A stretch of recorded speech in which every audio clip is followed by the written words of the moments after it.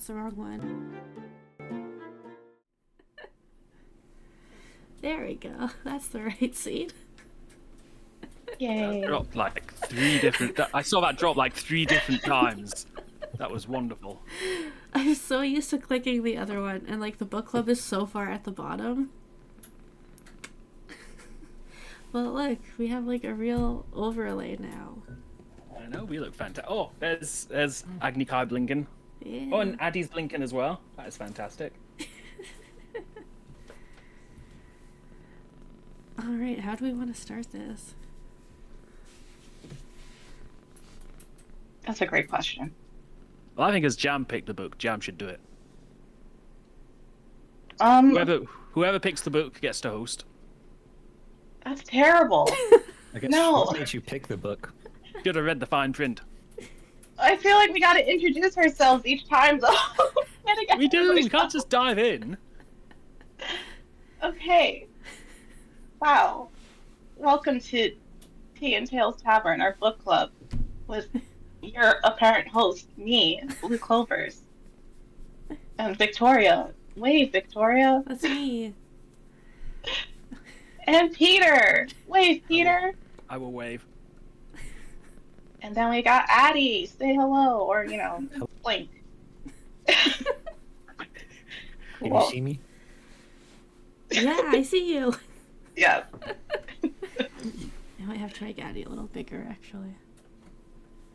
Also, Okay. So, this month, we read There Are 3 Women and 4 Men by Jaden Payne. I assume that's how I say the name. Jam, I think you should take a look in chat for a sec. Oh no. What do you mean? What's going on? Which chat? Twitch chat. Oh, shit. Oh, thank you. That's probably my fault. Hello. Oh my god. Hi, Jaden. How are you? First, I gave your book a shot. Okay, what made me pick the book? Say hello to sometimes- Jaden. Don't no. be rude. I did, what? Did I not? No, you did. Hello? Everyone else Again. didn't. Oh. Alright, Jam. So Jam chose this month's book. Jam, how did you find this book, and why did you pick it? Okay, I found the book scrolling through TikTok, and I should have actually found a TikTok so we could show it, but I think it was a person describing what was going on in the book, and it sounded really interesting. So I picked it because I really wanted to read a mystery as well. And now I can only say good things because Jaden's watching. No, I did love the book. I did too. I was sending messages in the group chat as I was reading. I think specifically chapter... Oh, were you? Chapter 21 specifically, I remember sending something and being like, what the fuck is going on? Because I thought that was the craziest part of that chapter, and then it got even crazier, and I was like, I jumped the gun. What the hell's going on? I jumped the gun at the very beginning, and I was embarrassed for myself. First chapter, not the first chapter. So they had one chapter where they're introducing people really vaguely, and then after, when Laurent's talking to his friends, we're gonna go to the U.S. I'm inviting 6 people to this event. I'm like, 6 people? There's supposed to be 7. What happened to number 7? Is it actually the friend? Did the friend kill the wife? I thought I discovered the mystery. I had that exact same thought as well. See, I didn't do the math, so that went over my head. I should have picked up on that. The math doesn't add up, but I was just like, yeah, okay. I was just happy to be there, No, it's fine. You didn't jump the gun. I felt so bad for myself the entire time. Alright. Oh, so since I mentioned chapter 21, I thought it'd be fun if I read my notes from that part. Hang on, let me find it. Go for it. I'm so curious to see some notes. Okay. So, starting on page 117, I was like, hold on, I think we should talk about, what the book is first, like the summary, what's going on. Cause Yeah, if I let's just summarize the book. if I just start talking about characters, people are gonna be like, "Who the fuck is that?" And there should be warnings. We are going to spoil the absolute shit out of it. If you Yes. haven't finished it, if you haven't read it, whoops, too bad. Yeah, this is We're gonna not ruin spoiler free. We're dropping all the spoilers. All right, Jam, do you want to do the summary? You could literally just read off the back of the book if you have it handy, if you want. Ooh. Do I have it handy? I'm scrolling through my app. Give me a second. I can just do a summary from head. Okay. So the book is about, I can't say a man and a wife. It's about a man named Maurice and his wife who is deceased. Oh, And it's basically, R.I.P. Mary. So they were a couple, grew up in France, came to the U.S., started the most amazing art museum ever in the entire world. And on the night of their pop culture, well, not the night of, it was the night before, they had invited some important guests and friends to celebrate the new showing, gallery? What do you call it? Yeah, like a new exhibition. I don't know. A new opening? Yeah, to celebrate the new exhibition. And on this night, somebody killed Mary, Laurent's wife. Hold on, I'm just gonna pause for a second. And so It's Marie. Yeah. You Marie? keep- Marie. She's French. Marie. My bad. Marie. And so no one ever gets to see the exhibition because the museum is closed the next day. It remains closed for the next 10 years as Laurent meticulously investigates the people who were present during the time of the murder. And so 10 years later, on the night, like the anniversary of the murder, he invites these 6 people that he believes are responsible to the museum. And essentially, he didn't kidnap them. They came there by themselves. But he's holding them hostage, sort of, until he can figure out who killed his wife. That's the summary. That's a beautiful summary. That is a very good Oh, summary. thank you. Alright, so his 6 suspects, I'll go over them because they're the most important people in this book. First up, we have Phoebe Freeman. Marie. Sorry? Other Apart than from Marie. Yeah. arguably. I guess she's kind of important, just a little bit. So we have Phoebe Freeman. She's the daughter of the former head of Freeman Auctions, William Freeman. She's 19 years old, an art student at Pratt. She's studying graphic design. She was 9 years old when she was at this event, so she's kind of like, why the fuck am I here? Like, I don't think a 9-year-old killed your wife. That's kind of crazy. I was so excited for that to be the case, though. I know. And one of my other important notes about her is that she thinks Futura is a shitty typeface for a letter, and I agree with her. That was very important information that I needed to add. Alright, next up we have Celia Hamilton Freeman. She's 29, William's most recent wife. She's a fashion designer. She made the dress Marie was wearing when she died. That's why she was invited. Then those notes are relevant later. And then we have Preston Walker, 37 years old, longtime financial advisor to William Freeman and accountant. I also put, in quotations, Freeman's bitch. Kind of important to know, Then we have Felix Hughes, 35, from London. He's an orphan, and he owns a movie production company. And he is, like, a huge fan of Laurent. And Marie was actually the person who invited him that night. She was like, we should have him there, because he's, like, a little fanboy. That sounds sus. The worst fanboy. And then, to throw everyone off, Laurent also invited 2 decoys. First up, we have Jimmy McEnroe, who is an American surrealist painter. And he was supposed to have an exhibition at the museum, but then the museum closed, so no exhibition. One of my notes that I have for him is also does cocaine, apparently.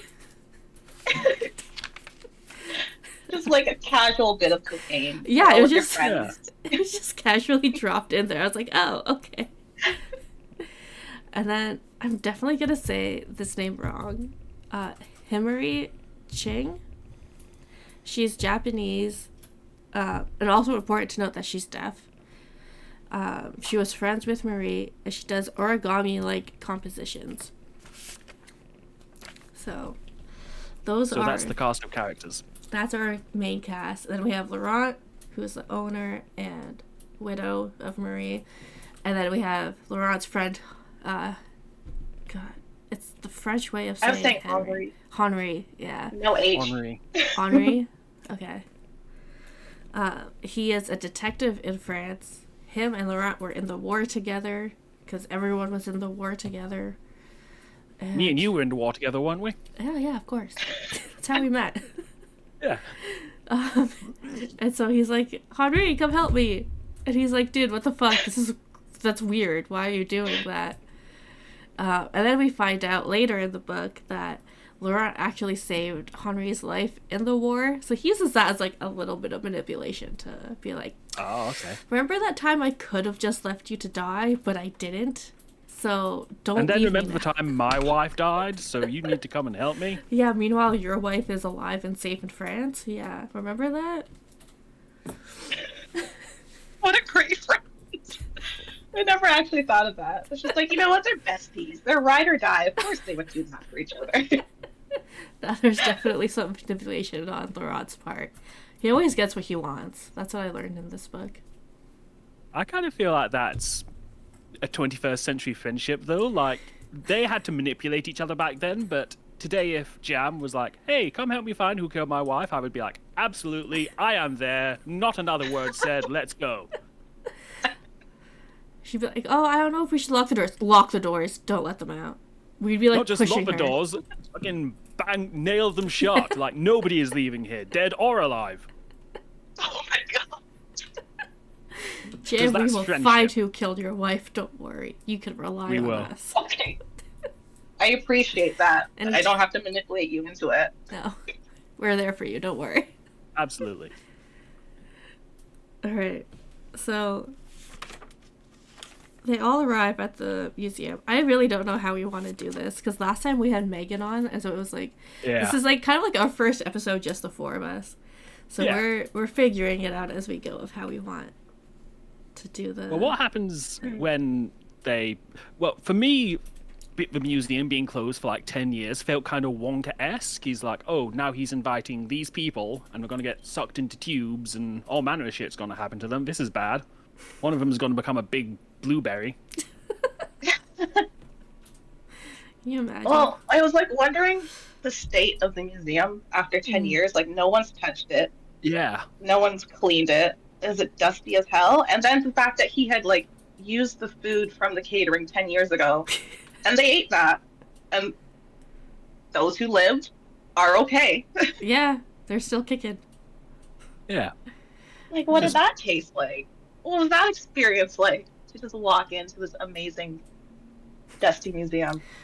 Well, there is a part in the book where Preston goes into a closet, and like it specifically mentions that the closet floor was dirty, and so he was like, "Ooh, not everything here is perfect." So I think the rest of the museum was actually still like in pristine condition and super clean, super neat.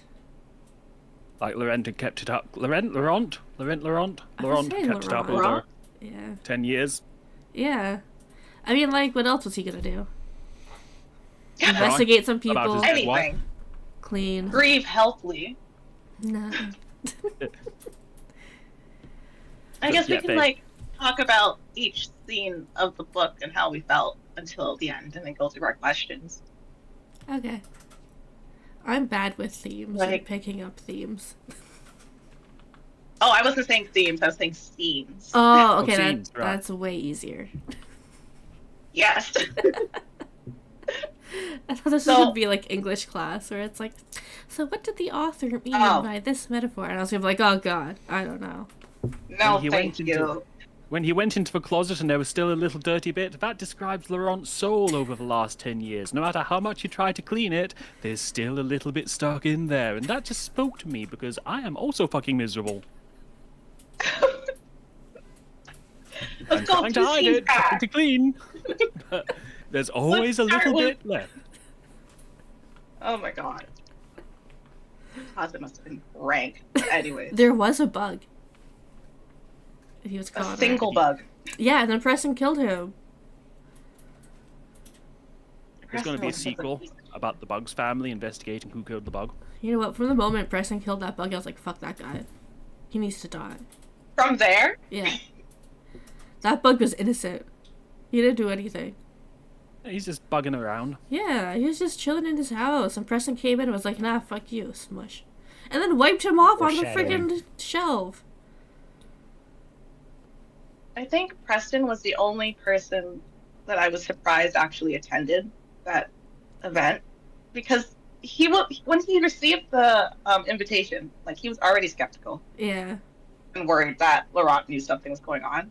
And so I was like, why would you even show up? Why not? I'm sure the museum has windows. I mean, there were high windows, but like, why not just stay outside? Or hang out on the rooftop and see what's going on? Get into spy mode. Or just hang out at home and be like, you know what, I'll wait till everything's done and then I'll go later and be like, oh, sorry, I never got your letter. The postman, you know? Yeah, postal service is not great in the 1970s or whatever this is. It is the 70s, isn't it? Yes. Mid-70s, it's set? 77, that's Yeah. right. Because I remember thinking that's the year Star Wars came out, so you can go to a creepy abandoned museum that's been left for 10 years, or you can go see Star Wars. Which are you gonna do? I feel like it's a rich person thing. You know, you gotta keep the connection. So you have to show up to this event, even though you haven't spoken to the person in like 10 years. That's true. If it was me, I would have been like, I don't know you anymore. I'm gonna like just hang out at home. That's true. They wanted to be like, ooh, I was there at the pre-grand opening, so they could get the clout, as the kids say. Yeah. Alright, so everyone shows up at the museum. It's all a good time. Nothing bad happened. They had so much fun. The end? The end. 5 stars? 5 stars. Alright, so now that... next week's No. No. Alright, so now that everyone's at the museum, I'm going to start reading some of my notes. Okay. Or actually, I don't know. I don't know how Give to us do one this. of your notes. Okay, page 117 is just, is Hamiri dead? Question mark, exclamation mark. Okay, you know what? I'll just read through and then we can also go back and talk about things if you guys want. So yeah, my very first note, other than like character descriptions, is just, is she dead?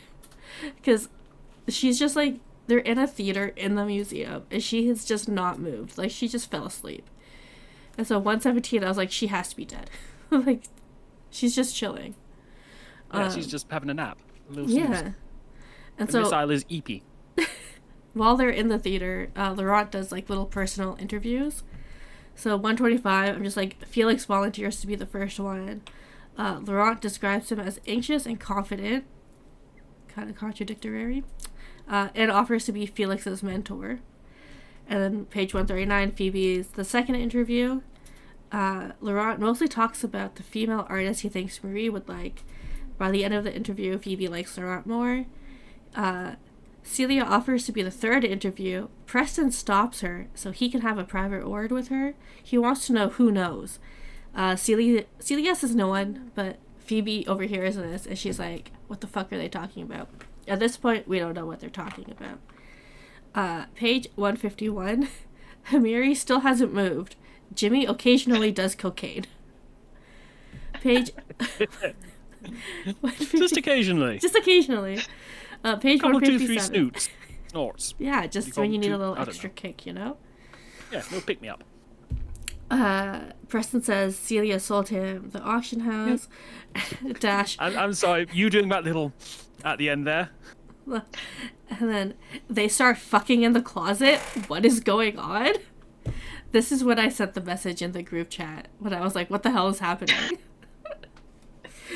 And then on page 165, Laurent attempts to distract the other guests by dancing.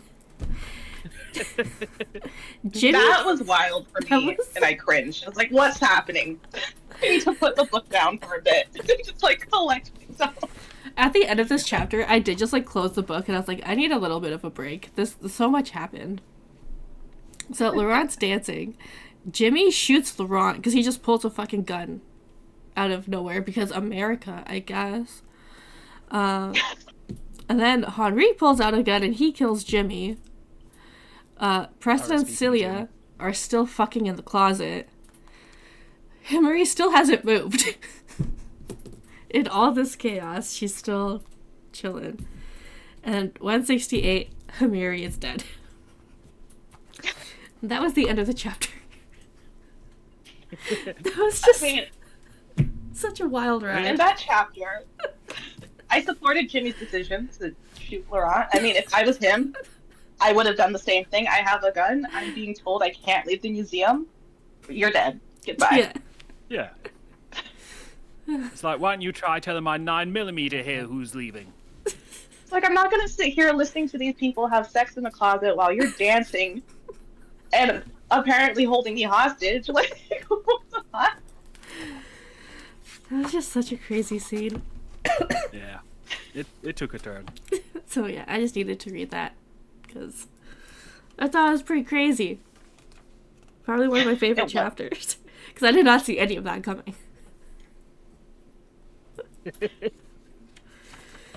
Oh, man. Honestly, when I had read that chapter, I got a bit worried that the book was going to be like more of a comedy. I was like, no, I want a mystery. But I mean, it took a turn after, so that was great. It takes so many turns. All right, from there, where do we want to go? Next chapter. Uh-oh. My notes starting at 173. Oh, I just like gave some backstory for William. That he was just a shady salesman. Basically. And then he worked his way up. At this point, after that scene and some of the interviews, how did you all feel about the characters, suspects? That's a great question. Well, we're now down 2 decoys. We're left with 4 people.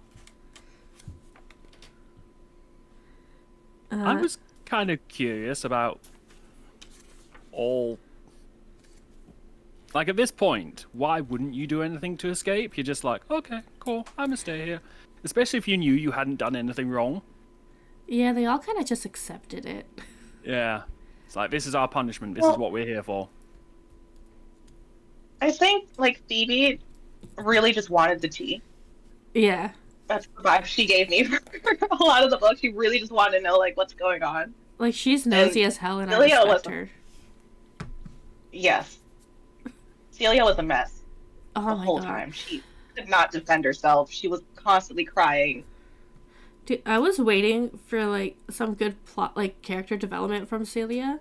I was like, because there were hints throughout the book that, like, her whole oh yeah, one of my notes on Celia was, like, is a crybaby. Because she just wouldn't stop fucking crying. And so I kept waiting, like, there were hints throughout the book that, like, that was just an act and she was actually, like, masterminding some shit, but that never came into fruition. Like, that was just kind of dropped and then ignored. So I was... Yeah, like, at some point, I really thought, like, there's no way she's just this delicate, fragile. She has to be, like, an absolute mastermind. Like, and then we're gonna find out, like, yeah, like, maybe there was poison in the dress, or she just strangled Marie and pushed her off the balcony or something. Like, I thought she was gonna be ruthless. Or even, like, maybe she didn't, like, kill Marie, but, like, maybe she killed William. And that's how she got the auction house. She was like, you know, this guy made me sign this shady-ass contract that I get this auction house when he dies. Well, fuck him, because he's not a good person. He's gone. Now it's mine. But no, she just freaking gives it to her ex-boyfriend for free. I'm not giving anybody anything for free, especially any of my exes. It's like, in my Well, will, I if mean, you want she to was claim like- this thing I've left you, you can pay 20 quid. Just give a little to get a lot. Well, that seems too cheap, but I would do that. Yeah. So that's where Sorry, I Jam, you were was. saying something and I ran completely over you. No, that's what was I saying? I don't know. Something about her.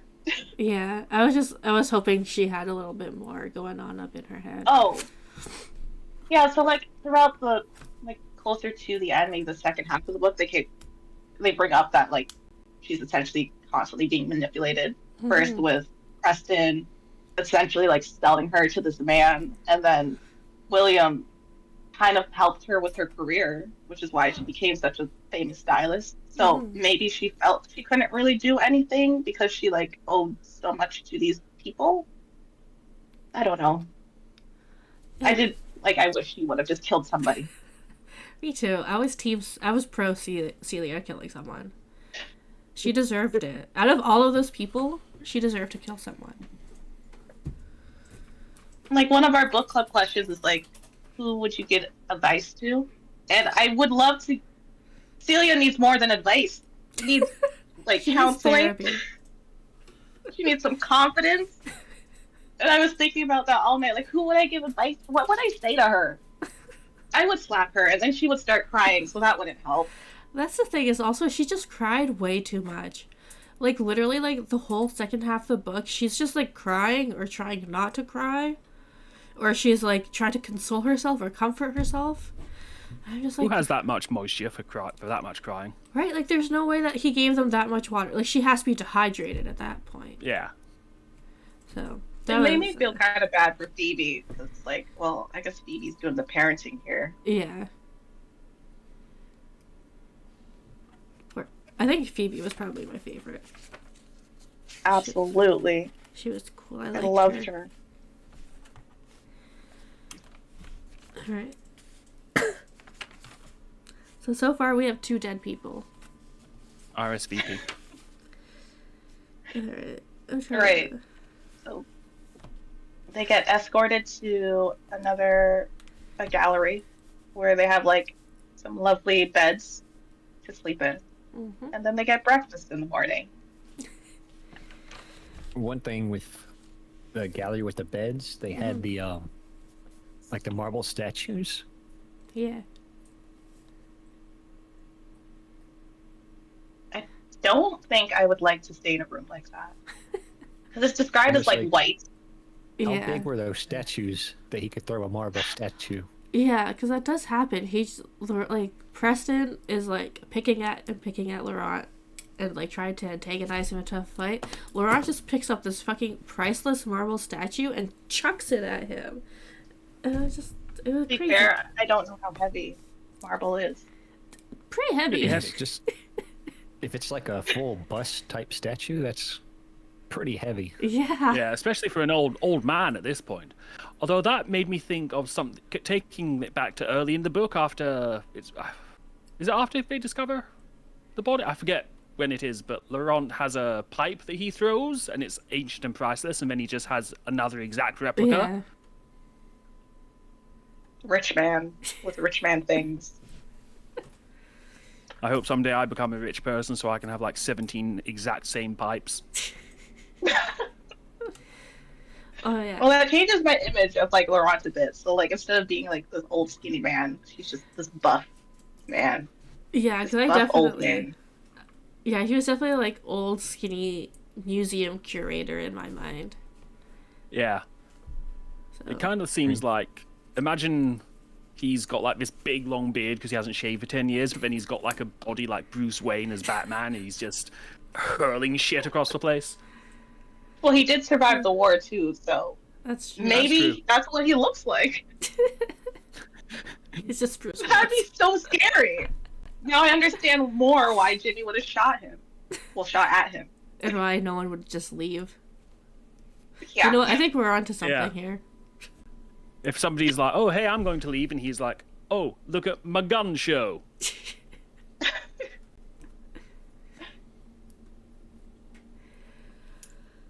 Oh, so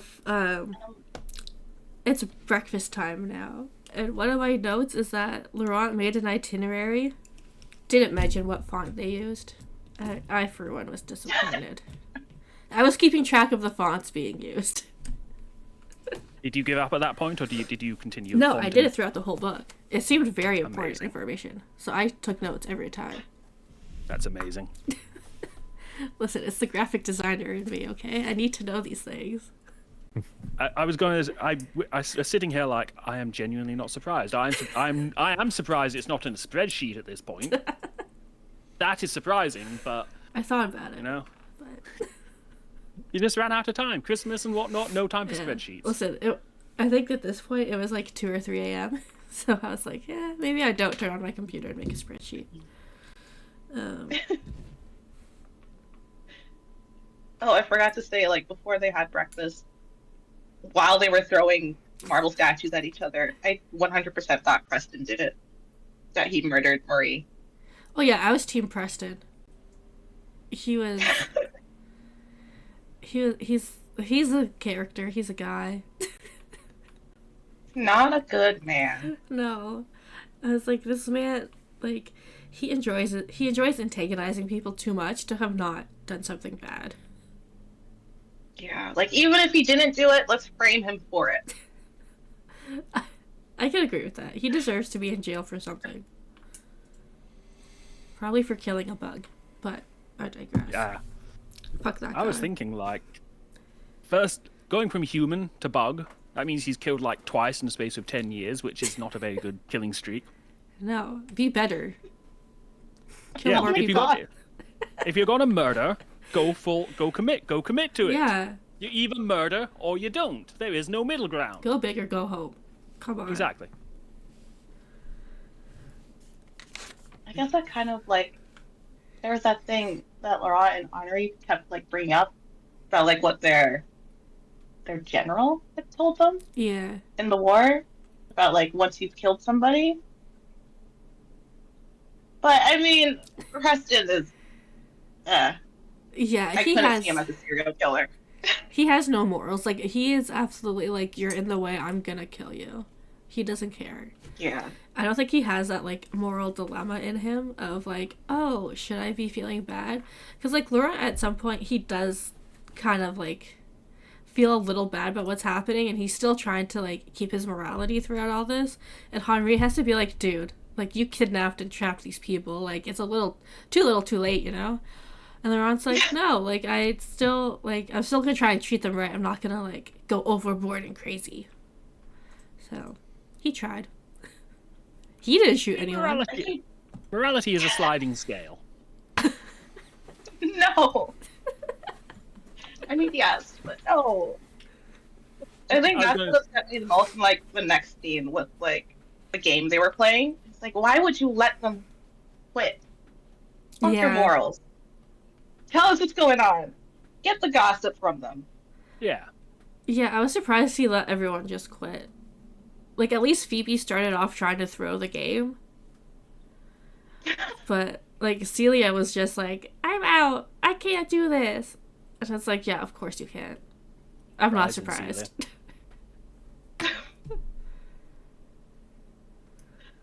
Oh, Celia. Oh, Celia. What you like?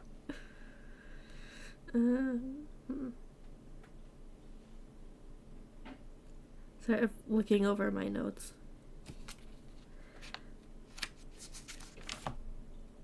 I had stopped making notes after, like, page 48. I was just, like, zooming through the book. Oh, no, I had to because there was just so much happening. I was like, I'm gonna forget. And, like... I think at some point I had realized it wasn't the type of mystery where they're, like, dropping clues for us to, like, find out who did it. Yeah. At least I don't think it was. I didn't catch It did any seem... clues. Yeah, I felt that it was very kind of... Not exactly closed, but, like... It didn't drop a lot of hints, is what I'm trying to say. That's actually interesting because, like, I took my notes for, like, the end of the book, and then I actually went back to chapter 20, and there were lots of hints dropped in chapter 20. Like Really? Yeah. Like when we get to that point, like I'll read it out, but he basically tells us exactly what's gonna happen. It was kind of crazy. Because I did not pick up on that at all, and then I was like, oh shit. Alright, so we're at... Sorry? No, I was talking to myself. Oh, okay. Sorry, because I was looking down, so I couldn't... Well, I guess it doesn't matter, because you have your little PNG guy. I was like, I couldn't see who was talking. I just heard noises. Okay, so Liar Liar happens. They all end up quitting. Preston wins. Quote-unquote wins. Because Laurent also ends up... Oh, sorry, Lola. Laurent also ends up folding, because he's like, no one wants to see the referee win. And the prize for the game was that Laurent was going to buy the auction house and give it to whoever won. I also was not expecting the auction house to have such a big role in this book. Like, they just would not drop it. They just kept talking about it. Like, every few pages, it's like, oh, who bought the auction house? Oh, how did that happen? Blah, blah, blah, blah, blah. And I was like, dude, my mic is all the way over here. Oops. I usually fix it. Sounds fine. Okay. It's, like, fully, like, leaning back against the wall. What was I even the auction house. Like, it's just, I didn't think it was that big of a, I didn't think it would matter that much, but they were obsessed with it. Like, it became like a secondary mystery of who bought this fucking house. Yeah. I was, like, confused about that for a bit as well, because, like, well, who cares about who bought the house after the fact that Marie is dead? Yeah. What does that matter to us? The auction house is still up and running, I guess, and doing shady things, but we're trying to figure out who killed this woman. Yeah. It just felt like they were, like, trying to distract from, like, the real thing. Because even Laurent ends up becoming, like, a little obsessed of, like, trying to also figure that out when he was supposed to be figuring out who killed Marie.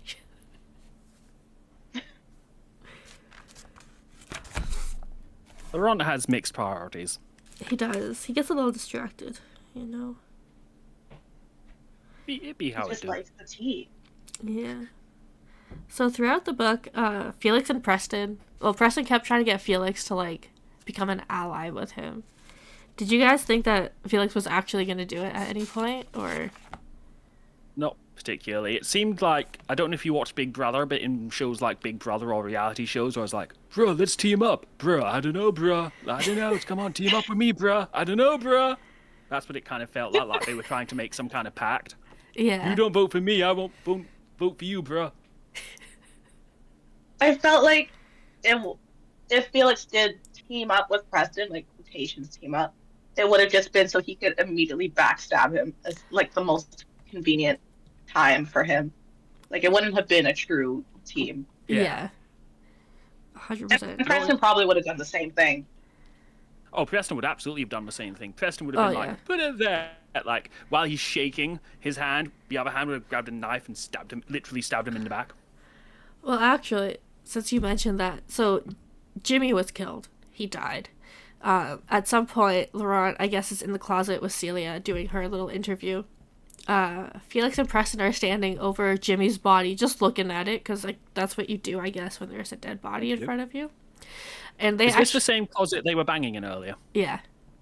Laurent wasn't in the closet. He had left with Henri.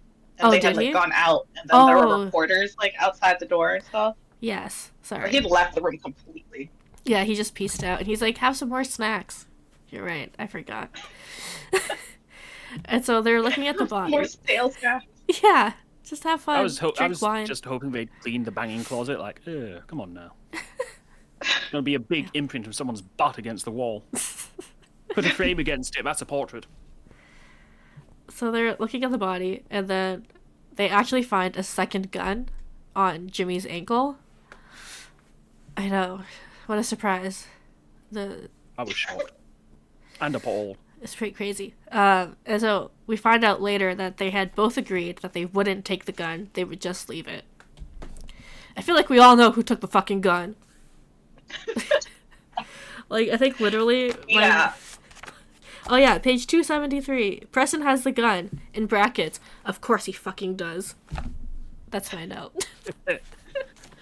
10 out of 10 note. Like, every scene after that, I was like, why hasn't Preston shot him yet? Like, Yeah. shot Laurent. I was just waiting. I was like, Yeah. like, why would, at that point, like, why would you stay? Like, why wouldn't you just be like, listen, I know what happened. I don't want to be involved in this anymore. I don't want them to find out that, because spoiler alert, Preston has the auction house. I don't want them to find out I have it. Why wouldn't you just be like, guys, let me leave, and then just walk out the fucking door? Like, Yeah. Very true. It's confusion. I wonder if he thought he could still convince Laurent to give him, like, the museum. Somehow. I don't know. I don't know what Preston's motivations were. I hated that guy. I know. Preston just exists for the chaos. He does.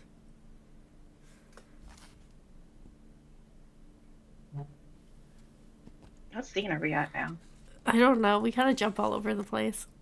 Yeah, we are not linear in this. No, scene. we're not. This is why this Okay, is. well, we finished. We finished the game. We finished Liar Liar. Yeah. What happens after Honestly, that? I just want to jump to, like, the end because what the fuck? I was gonna say let's skip to the spoiler of it all. Who did murder Marie? It was Felix. Well, Right. no. It's like Was it? Christian hired Felix, and then Felix got Phoebe to give her poison, and And the poison was supposed to go to Laurent, but it didn't go to Laurent because Phoebe's like, I'm a child and you can't tell me what to do. So she gave it to Marie, and then Marie ate it and she died. But who really put the poison in the, what was it, a coffee cake? Yeah. Who did that part? That's what I want to know. Was it Preston? Was it William Freeman? Not that it matters. It still killed Marie. Yeah, RSVP Marie. 5 ever in our hearts because 4 ever is not long enough. But, like, that part upset me a lot, like, that whole revelation, because I was really hoping Felix was innocent in the whole thing. Yeah. Especially with, like, how he was acting with Laurence. Like, you're my role model, and I want to be just like you. And it's like, you were willing to kill him that night. You piece of shit. I think we need to talk about why Felix agreed to do this.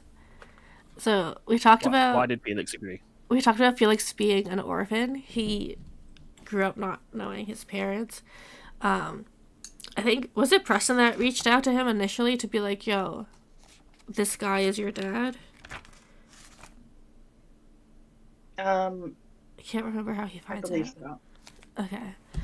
So, William Freeman had a partner in this auction house that no one can shut up about. And his partner was Felix's dad. His dad, also an awful human being, just not a good person. He lived over in the UK. And he ends up knocking up some woman. And that woman is Felix's mom. Felix never met her, no idea who she is. Jam had mentioned that Felix and Laurent had, like, a little heart-to-heart moment. In that moment, like, Felix just goes on and on and on about how much he wanted a mom growing up and how, like, he felt he could never cry because men are only allowed to cry if they're with their mom for some reason. Otherwise, like, even if you're alone, not allowed to cry. At, like, the orphanage, he had to comfort the girls who were crying, but he wasn't allowed to show any emotion. And so he just goes on and on and on about how, like, oh, every night, like, I'd pray every day that, like, my mom would come and save me, and blah, blah, blah, blah, blah. And so, obviously, like, Preston knows that Felix has some issues. He's got some mommy issues. He just wants a mom. Even at his grown-ass age, he's still not over it. Which is fine. Hey, let's not be Which too is, hard on that. It's fine. He just needs some therapy for it. Oh my god. He Let's does. not judge too hard. But so here's where the judgy part comes in, Peter. He wanted his mom so bad that Preston came to him and said, if you kill this man that you say is your mentor, he's your idol. You've traveled across the world to go to his different seminars. If you kill him, I will bring you to your mom. Mm.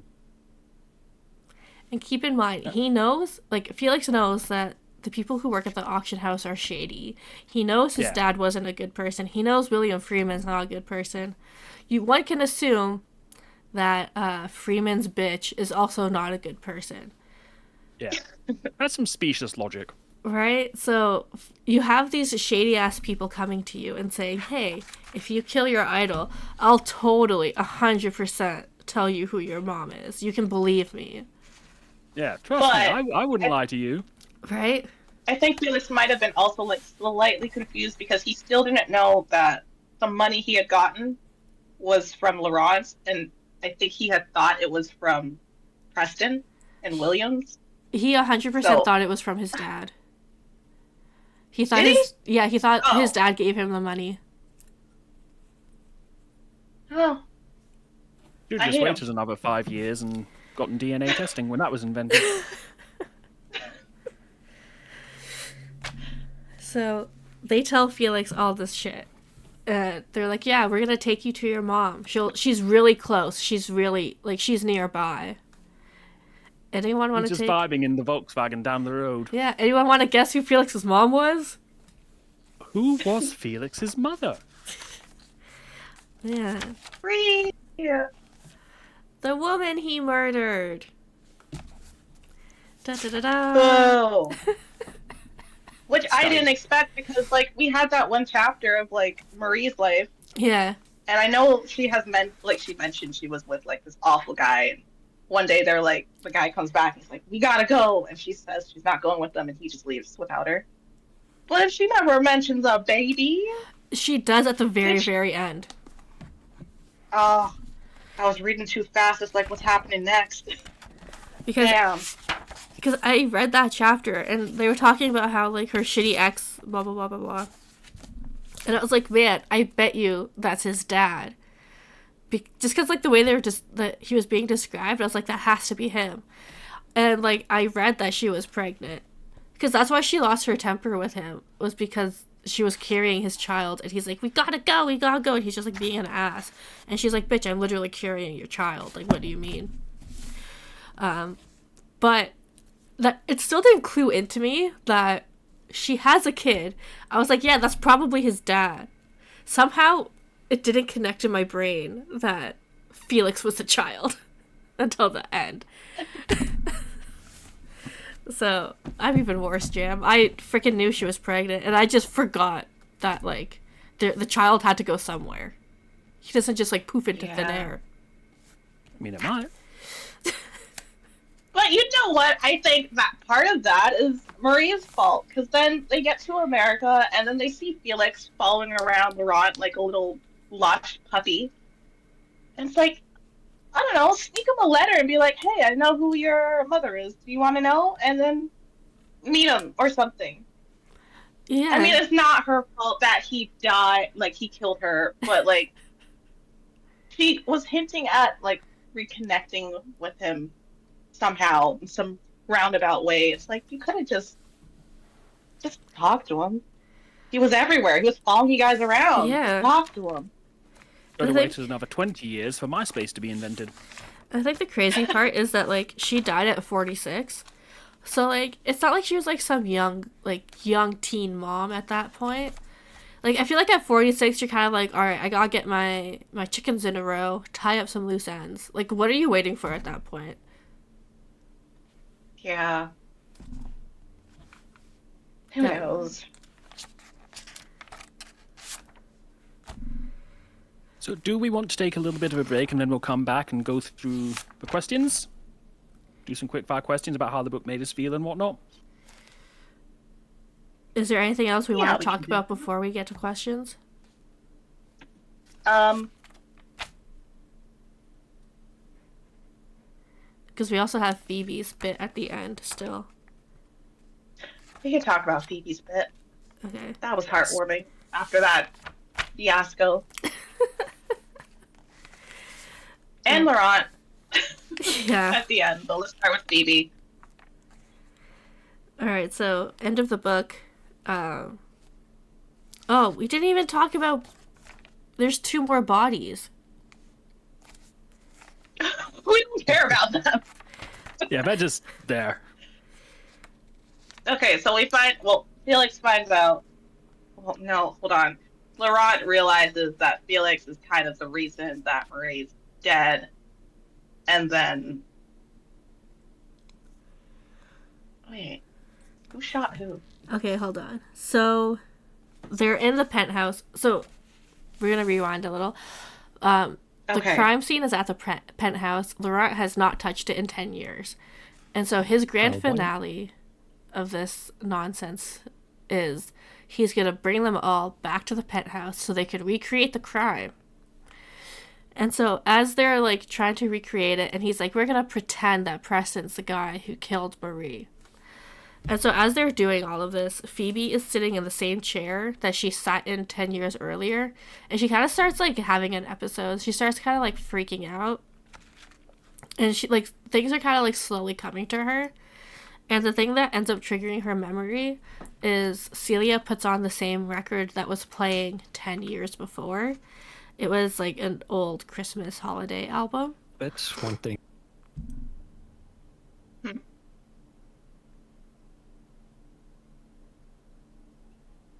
Addie, you cut Addie? out. Can you hear me? Yeah. Did the whole thing cut out, or?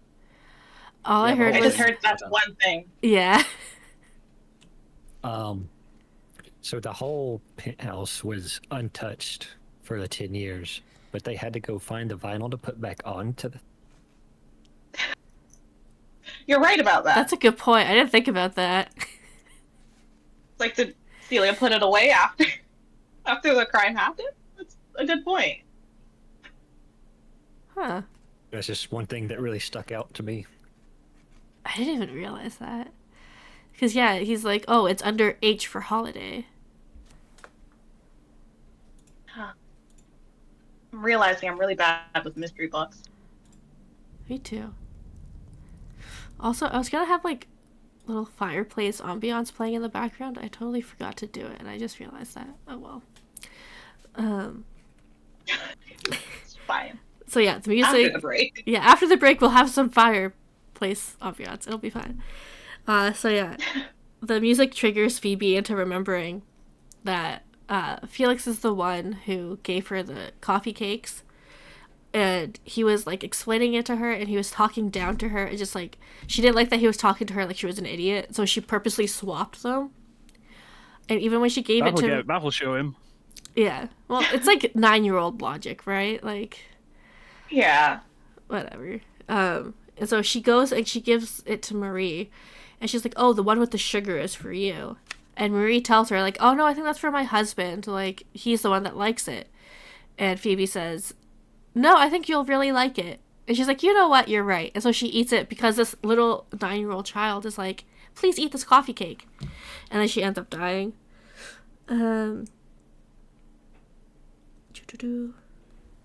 Sorry, my notes are a little out of order because of the book I'm using.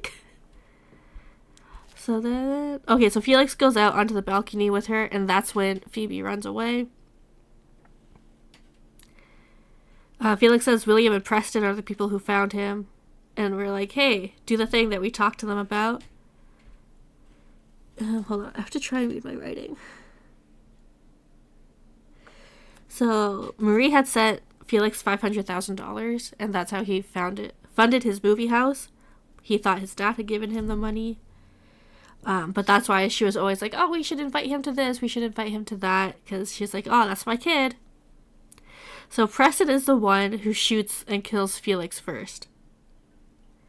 And then Phoebe pulls out Henri's gun and kills Preston because Preston is, like, taking aim at Laurent. Hey, That's Phoebe. how they die. Yay, Phoebe! And then 2 years later, Laurent is dead, allegedly from an infected bullet wound from when Jimmy shot him. Phoebe and Celia are besties now. I thought Laurent had died, like, a couple weeks after. Yeah. Like, he got arrested a couple weeks after, and then 2 years later is when the letter rise to Phoebe Yeah, you're graduating. Right. I think it's just how I wrote it. I think he got arrested a few days after the thing and then died like a little bit after that. Yeah. Your guys' timeline is better than mine. Or there remember it being like Christmas Eve or something when he was talking about what he was doing after everything. Yeah. So Phoebe's which was like a few days after. Yeah. And then she gets a letter from Laurent with a key to the museum. The font is Times New Roman in the letter. Ugh. I really don't like that font. Gross. Times New Roman is rotten. You know what? I actually don't mind it. It does its job. It's a fine.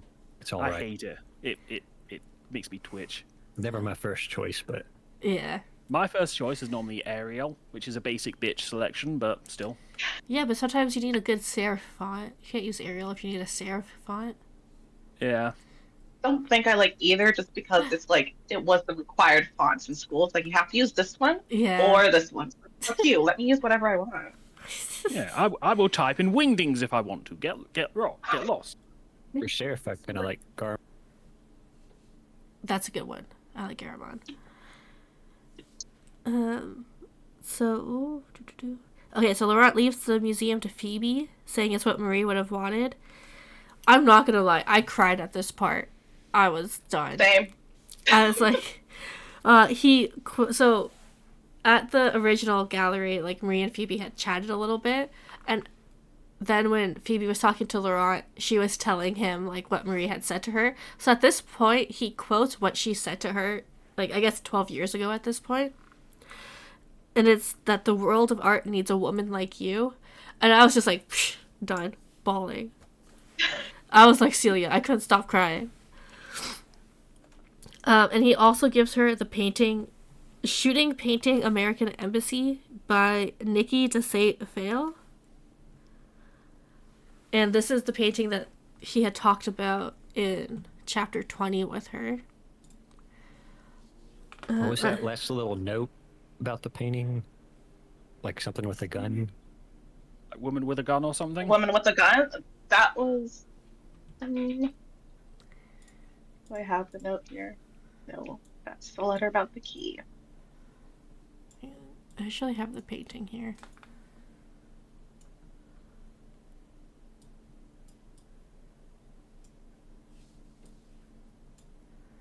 So this is a very tall painting. Oh no. Phoebe Freeman, the woman with the gun, Elle Fontaine. Yeah, that's the note that he left her. Why is this painting so tall? There we go. It's like very tall and skinny. Painting. Yeah, it's a real painting. I looked it up because I was like, I need to see it. You need to know who owns it now. It's on display at the Museum of Modern Art in New York. Did you Oh look my up, god, did they also have Gallery one? 14? Because I'd love to see that in person. Me too. That sounded really cool. So yeah, this is the painting he gives to Phoebe. And that's kind of like where it ends. Is she goes to the museum. She goes to the theater. It plays like a little movie of him like leaving, of like Laurent like delivering a message, being like, "Yeah, this is for you. This is what she would have wanted." And then she goes to Gallery 14, and this is the painting that he left her. How much did you look up how much that painting is worth? No, I did not. What's it called? Are you gonna buy it? I mean, I might buy it because it's gross, then I'll just show nobody it. What's it called? The woman with the gun? No. Hold on. I have to find where I wrote it. Shooting Painting American Embassy? Yeah.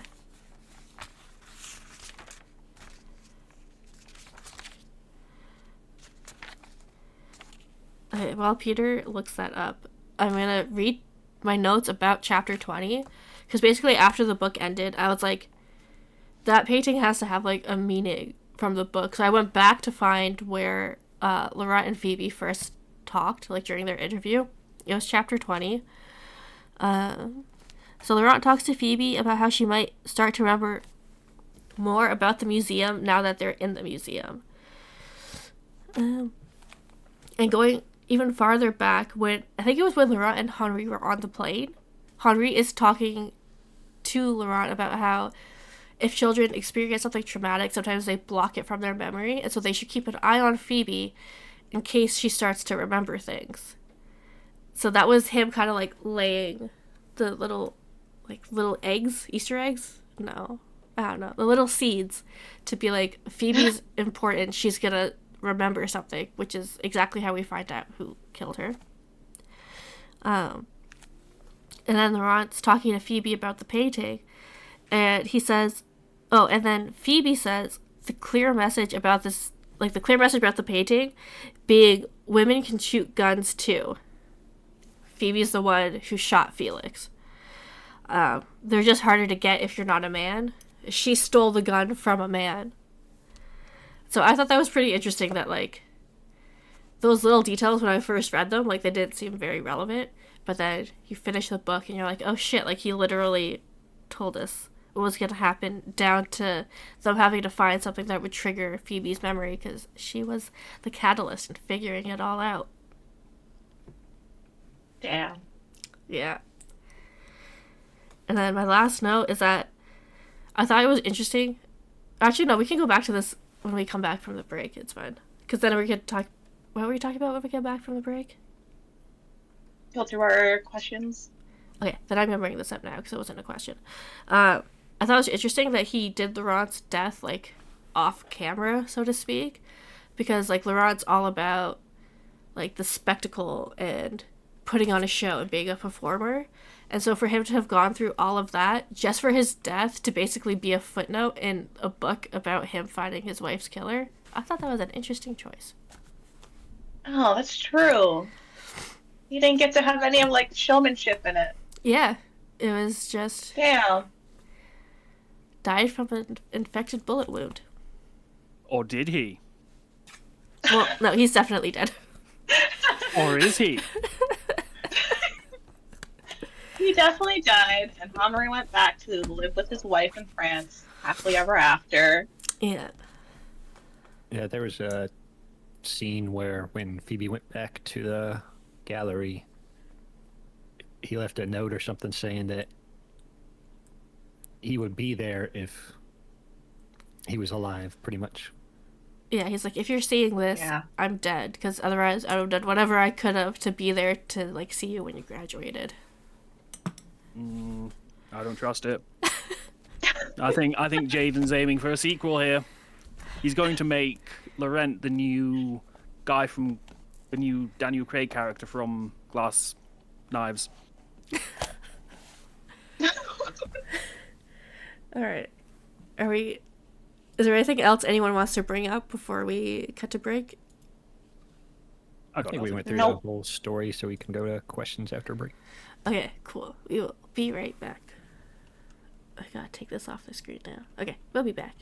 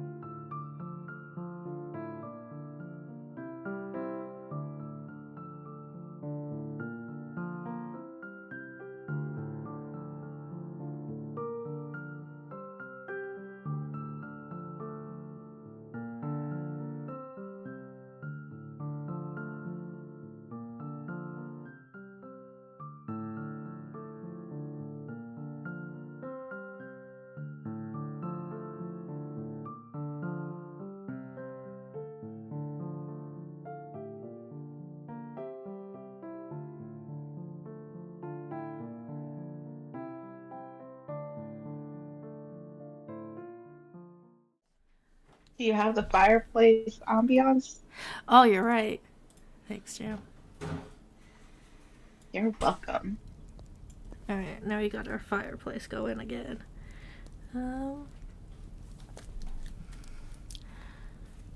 Does everyone have their book ready for when the great? Are we going to spin the great wheel today, or will we be wheeling?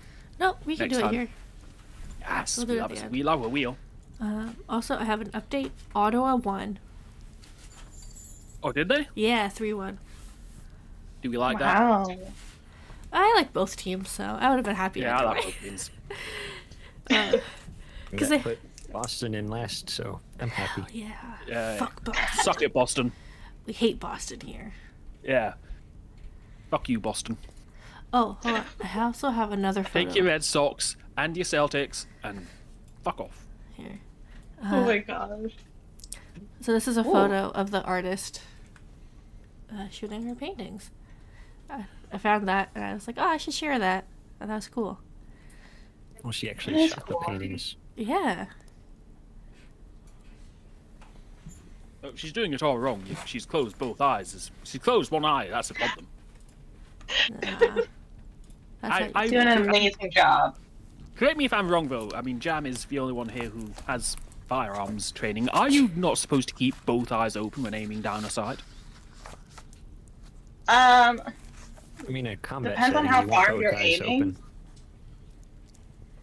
I keep one closed if they're pretty far away, because Okay. then I get double vision if I have both of them open. And we Because- don't want that. No, you want to hit accurately. Because I was always told when you're a kid and you're playing around, like, keep both eyes open when aiming down the sights. So I don't know how true that is, because I was a kid and it was the 80s. And we didn't know how to shoot people properly back then. It's harder to do, but I think it's better. Yeah, I was gonna say Addie also knows how to use firearms. Oh, do you know how to use firearms, Addy? I was not aware of that. I am now Yeah. I was in the moderately military. afraid. Hell yeah. We're out here shooting things. Yeah. Preferably not people, but you know. Just paintings. Alright. Well, let's not be too quick. let's not dismiss. No bad ideas in the brainstorm. That's all I'm saying. My apologies, Addy. I did not know you knew how to firearm safely as well. Yep. Alright. Does anyone have any discussion questions that aren't the ones that we already have? That are like we're gonna do every time? Why do dogs have cold noses? I think I might think of one along the way, but I Okay. don't really have one right now. How big was the painting that he gave to Felix? It looks like it's fairly big, like at least kind of wall size. Because he put it in a gift bag, and that's what bothers me. And it was in a frame. So it wasn't Oh, even yeah, like that's right. it wasn't even like rolled up. It was just the whole ass frame. It's not like he got to take it home. Oh wait, so I thought you meant the shooting painting. No, Laurent gave them all a present. Oh, I guess we never talked about that part either. So much happened. It was hard to keep track. Everyone got a gift from Laurent. I forget what Celia got. She got a Tissues. mirror. Yes, and it was She got like Owned a by really a- old mirror. like it was owned by a queen. Because when she opens it, her first thought is, "How much do you think I can sell this for?" And then she reads the note saying that it belonged to a queen, and she's like, "Oh, I hate that I do this every time." And I was like, "Girl, what?" She judged. She judged too quickly. She jumped the gun, if you will. Yeah. And then Phoebe got a note saying that her gift changed and that she would get it at a later date, which we now know is the shooting painting. And a whole museum. And a whole museum. Plot twist. And then Felix gets the painting that Marie did of a big tree protecting a little flower. And then, God, I almost forgot Preston's name. Preston got a death certificate of William Freeman, and it said the cause of death was like accident, and then Laurent scratched it out and put murder because he was accusing Preston of murdering William Freeman because apparently the mystery of Marie's death wasn't enough, the mystery of the sale of the auction house wasn't enough. Laurent also decided he needed to figure... No, Lola, that water is not for you. He needed to decide if William's death was actually an accident or if he was murdered. Oh, Laurent had to do a lot in those 10 years. Are we sure 10 years is enough to do all this? Well, the last two only happened in the last couple of days, like when everyone was there. The 10 years was just like fixating on... Sorry, Lola's trying to drink out of my cup. And I keep moving it, but she keeps following. The reason, or like we didn't really go over, the reason Preston shot Felix was because they were arguing about like how Preston killed William. Oh.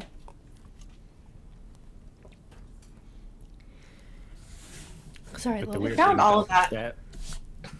The weird thing about that was, like, Preston showed Felix that death certificate that Laurent gave. So when Felix mentioned, like, or accused Preston of killing William, he's like, "How did you know?" I was like, "Huh?" Like, what do you mean? He starts to...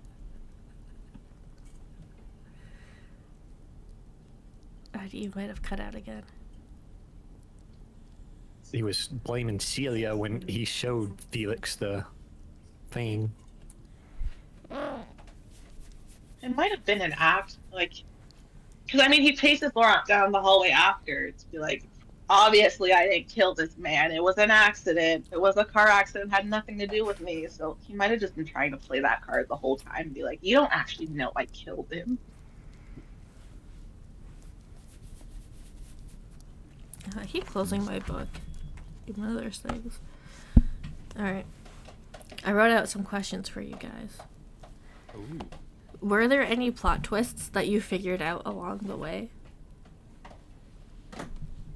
No. Um, I just kind of went with it. What are the plot twists on the table? Like, Just any of them. Like, did you, like when you got to the end where you're like, oh, I actually did kind of figure that out as I was going. I don't think I actually figured out any of them. Like, getting closer to the end, I assumed that Marie's death was a team effort. Like, there were a lot of hands in the pot that resulted in her death. I didn't think it would have been, like, accidental. I thought, like, she was the target. I didn't realize it was Laurent that was going to be the actual target. Mm-hmm. So I would say no. I don't think I actually guessed any of the twists ahead of time. Yeah, the only one I figured out was who his dad was. That was it. I didn't figure out anything. Sorry, Lola is now standing on the page with my questions. Lola is very excited. Was Were there any there- plot Wants twists to that be you figured out, included. Lola? It doesn't look like it. She's just glaring at my stuff. Oh, He no, was now she's captivated back. from start to finish. She's back to stepping on the book. Okay. Was there anything you thought would happen, but then it didn't happen? I think Laurent faked his death. I thought Laurent was going to kill himself. I did too. I didn't think he'd let the police arrest him. I thought he would kill himself in that museum. Oh, My webcam broke, sorry. I I lost- accidentally breathed on the cable. I lost Peter, and now the camera's broken. It's okay. Yeah, so even when he was, like, doing the gift bags, I was like, is he gonna kill himself? And then, like, during the scene with the... If I lean this way... There we go. That's way too close. I hate this. Okay, there we go. And then during the scene with the police, I was like, he's gonna kill himself before they can get to him. But apparently I was wrong. I fully thought that was gonna happen. Oh. If I just... I also thought for a bit that, like, maybe it would turn out that Marie did actually, like, kill herself somehow. Like, not on purpose. Like, she just tripped and fell. That didn't That would have happen. been so I mean, funny. that's great. She just I had was too much thinking that wine. at some point. All that just to find out she had a little trip and fall. She just drank too much wine and fell off the balcony. Oh, there we go. I'm sorry. It's okay. Okay. And the I was camera's trying to good. fix it. I was trying to fix it, but it's not fixed. So I mean, that's good. Is that okay? That's okay. We know you're there. Yeah. Yeah. You know what I look like by now. Well, I haven't changed. Alright. Oops. Alright, and then my last question. How do you feel about Futura as a font for a letter? I need to Google what Oh. Futura looks like. Hang on 2 seconds. Is this going to make me be like, ugh? Yeah. Like a standard sans serif font. It just, the thought of like it's good for headings, but the thought of reading a whole letter, I was like, no, absolutely not. That seems a bit much. Right?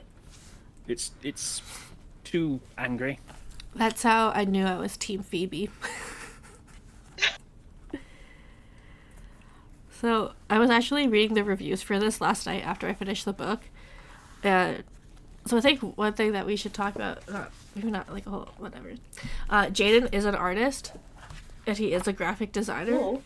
And so I think that's kind of why he's leaned so far into the art aspect of the book.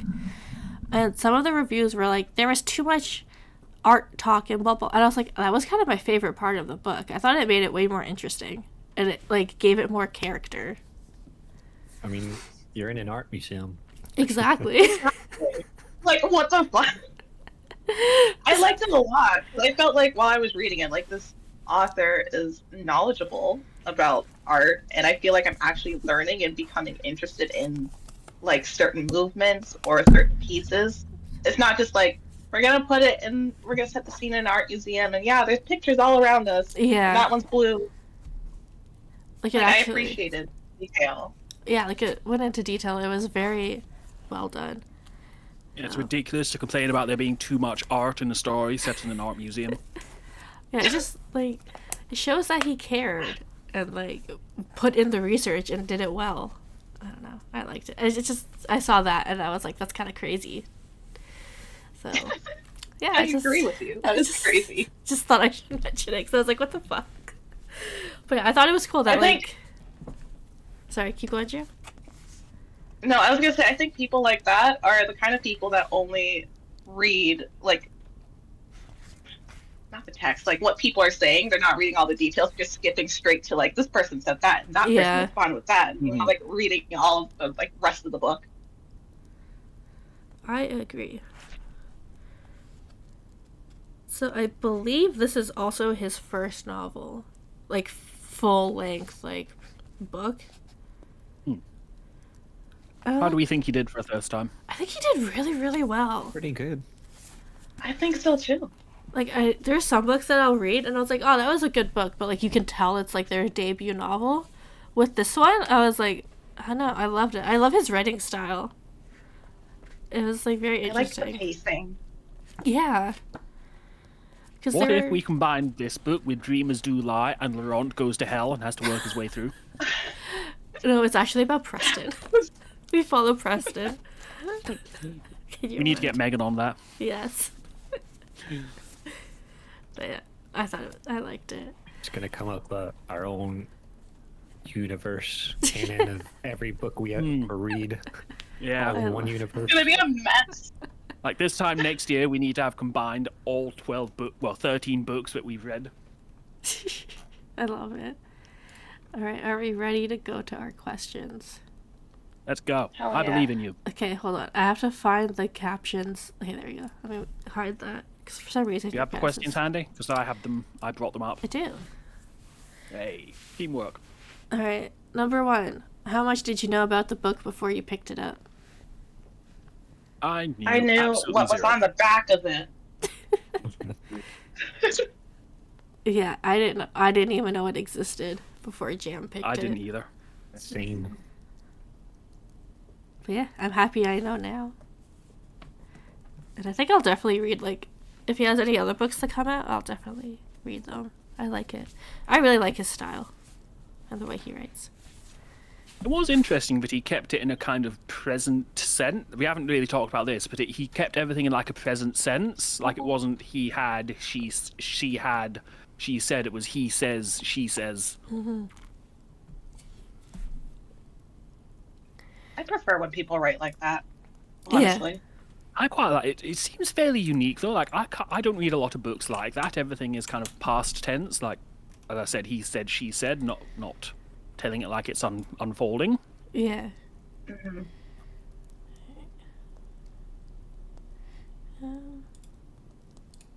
Number 2, how did it make you feel? Did it make you laugh, cry, cringe, etc.?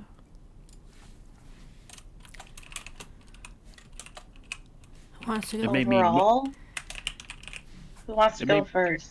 It made me not want to accept any invites anywhere.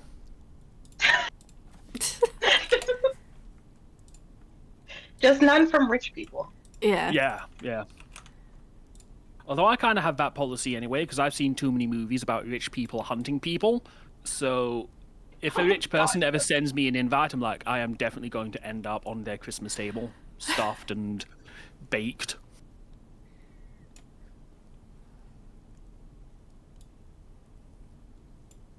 Cannibalism throughout aside. the book, there was like cringing for me at some point. A lot of parts. No laughing. Like at the theater scene when they're dancing and fucking in the closet. No laughing. That was cringe. Yeah, that was pretty cringe. And then I already said that I cried at Laurent's video message for Phoebe. Yeah. And during like Phoebe's like episode, definitely had held my breath at so many parts. It's like, what's happening? Yeah, there was a lot of moments of just there's so much going on. I don't know what's going on anymore. You think it was overwhelming at points? Yeah, because at chapter 21, I had to just close it and leave it for a little bit. Too much happened. But I think that's also kind of a good thing because, like, we tend to, like, binge watch things. Like, we don't really have the, like, I don't really, like, set aside the time to be like, okay, I'm going to stop and I'm going to think about what I just read. I'm going to process. I don't process. Yeah. I usually just keep going. So I kind of like that I had that moment of, like, okay, I just need to stop and think. Yeah. I gotta do that more often with books because I feel like if I had stopped to process things more, I wouldn't have missed so many like context clues and have been so like surprised at the end because I felt like, oh my god, where are all these twists coming from?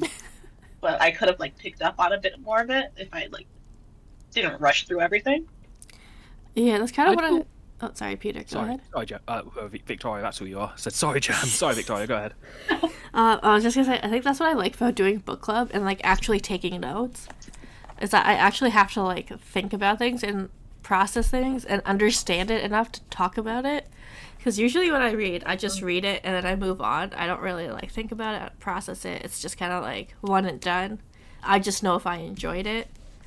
So I think that's what I'm, like, happy that we're doing book club, is that, like, I actually have to stop and, like, take notes, and then I have to, like, go back and read through and, like, actually know what happened in this thing. I'll definitely keep that in mind moving forward. I wonder if it's a thing with modern authors, and it's the same with kind of modern films and TV shows, is it's all becoming more and more structured, and the more you reread something or rewatch something, it becomes deeper. And in the nicest will in the world, we read it once because we have a month to read the book, so I wonder if there is things that we are missing by not having the time to reread it and reprocess. Oh, 100%. I think if we were to go back... Oh, hey, Wolf. How are you? There's more here. Yeah. I think Free. I think if we were to, like, reread it and go through it again, like, there's definitely stuff that we missed. 100%.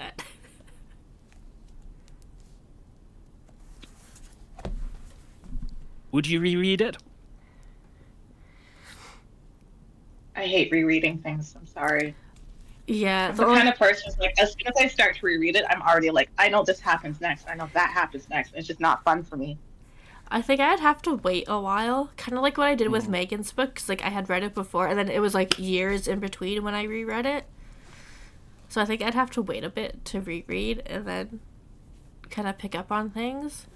Because, yeah, I'm not like a finish and then reread right again. Because I have so many books I want to read. But I think this is one that, like, it does hold up to rereading.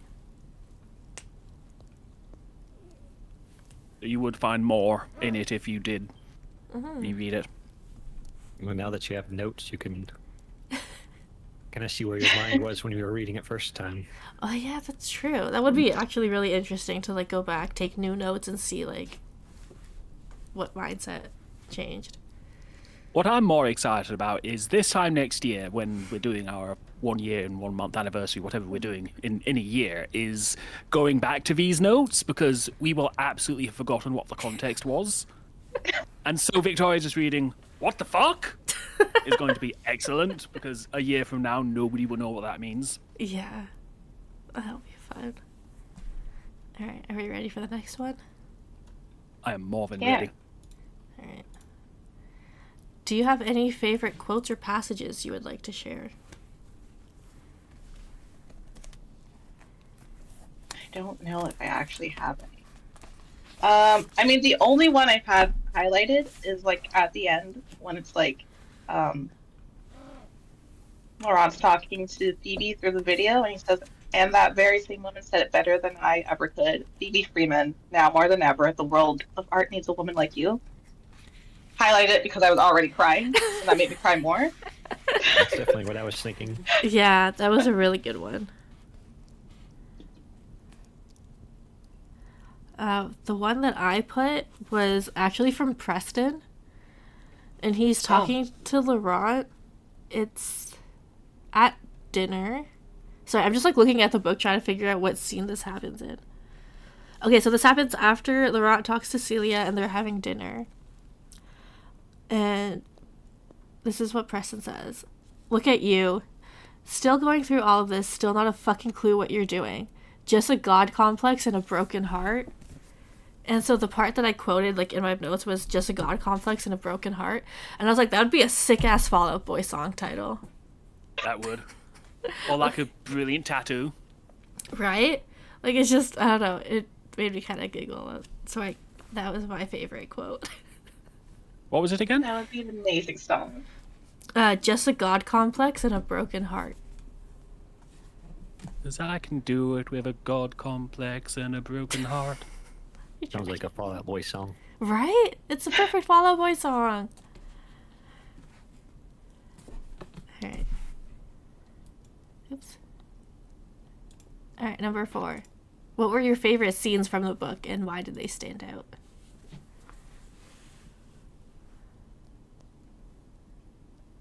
I think my favorite scene was when they were playing Liar Liar, just because I liked the description of Gallery 14 so much. Mm-hmm. And then that scene was just like, it was fun. I felt like, really nosy. I wanted to know everyone's business. I am also very nosy, so I would also like to know everyone's business. I don't know, I think my favorite scene is still the end with Laurent's message and Phoebe. I think it just tied it together so well. Because, like, I was so excited to see where their relationship went. Because it really seemed like they were, like, coming around to each other. And that...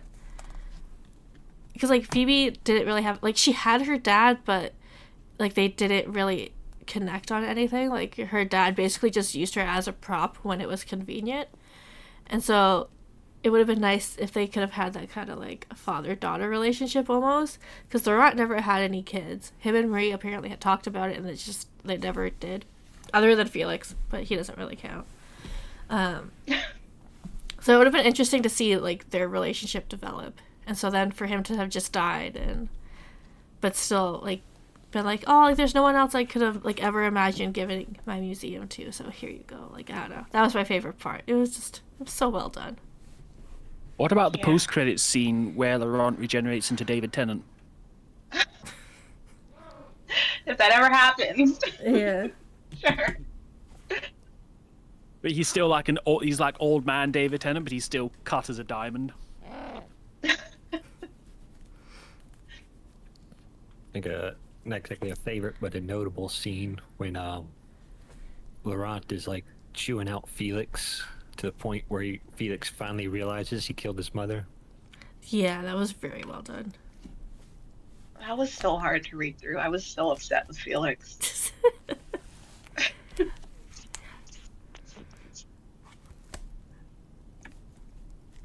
Sorry, Lula's on my desk. Next question. Yeah. Question 5. Which character... Sorry. You can read it, it's fine. Which... I would like to read a question. I just like reading things. Which character did you connect with the most and why? Phoebe. Because she's Phoebe. Yeah, she was the least annoying out of all of them. So she's like Charlie, and Charlie again goes back to Wonka. She got the chocolate factory at the end. I think she was the most genuine and like the least self-absorbed character. So maybe that's why I liked her. She wasn't full of herself like Preston was, and she wasn't putting on this stupid act like Felix was, and she wasn't as self-absorbed as Celia was with all of her goddamn crying. Yeah, she also was like Marie. Yeah. I would have loved more of her. Yeah, I would like more about Marie. She seemed very interesting. But yeah, Phoebe was like the only one who like wasn't playing games. She was just there for the tea. She just wanted to know what was going on. Which is fair. That's why any of us would go. Yeah. She wasn't like trying to manipulate anyone. At the end of the book, I was wondering, like, what would have happened if the roles were reversed and it was, like, Laurent who was killed? Like, would Marie have been doing this? Like, hunting people down 10 years later? I don't think so. I don't think so. That's definitely a more asshole trait, but I didn't sense in Marie.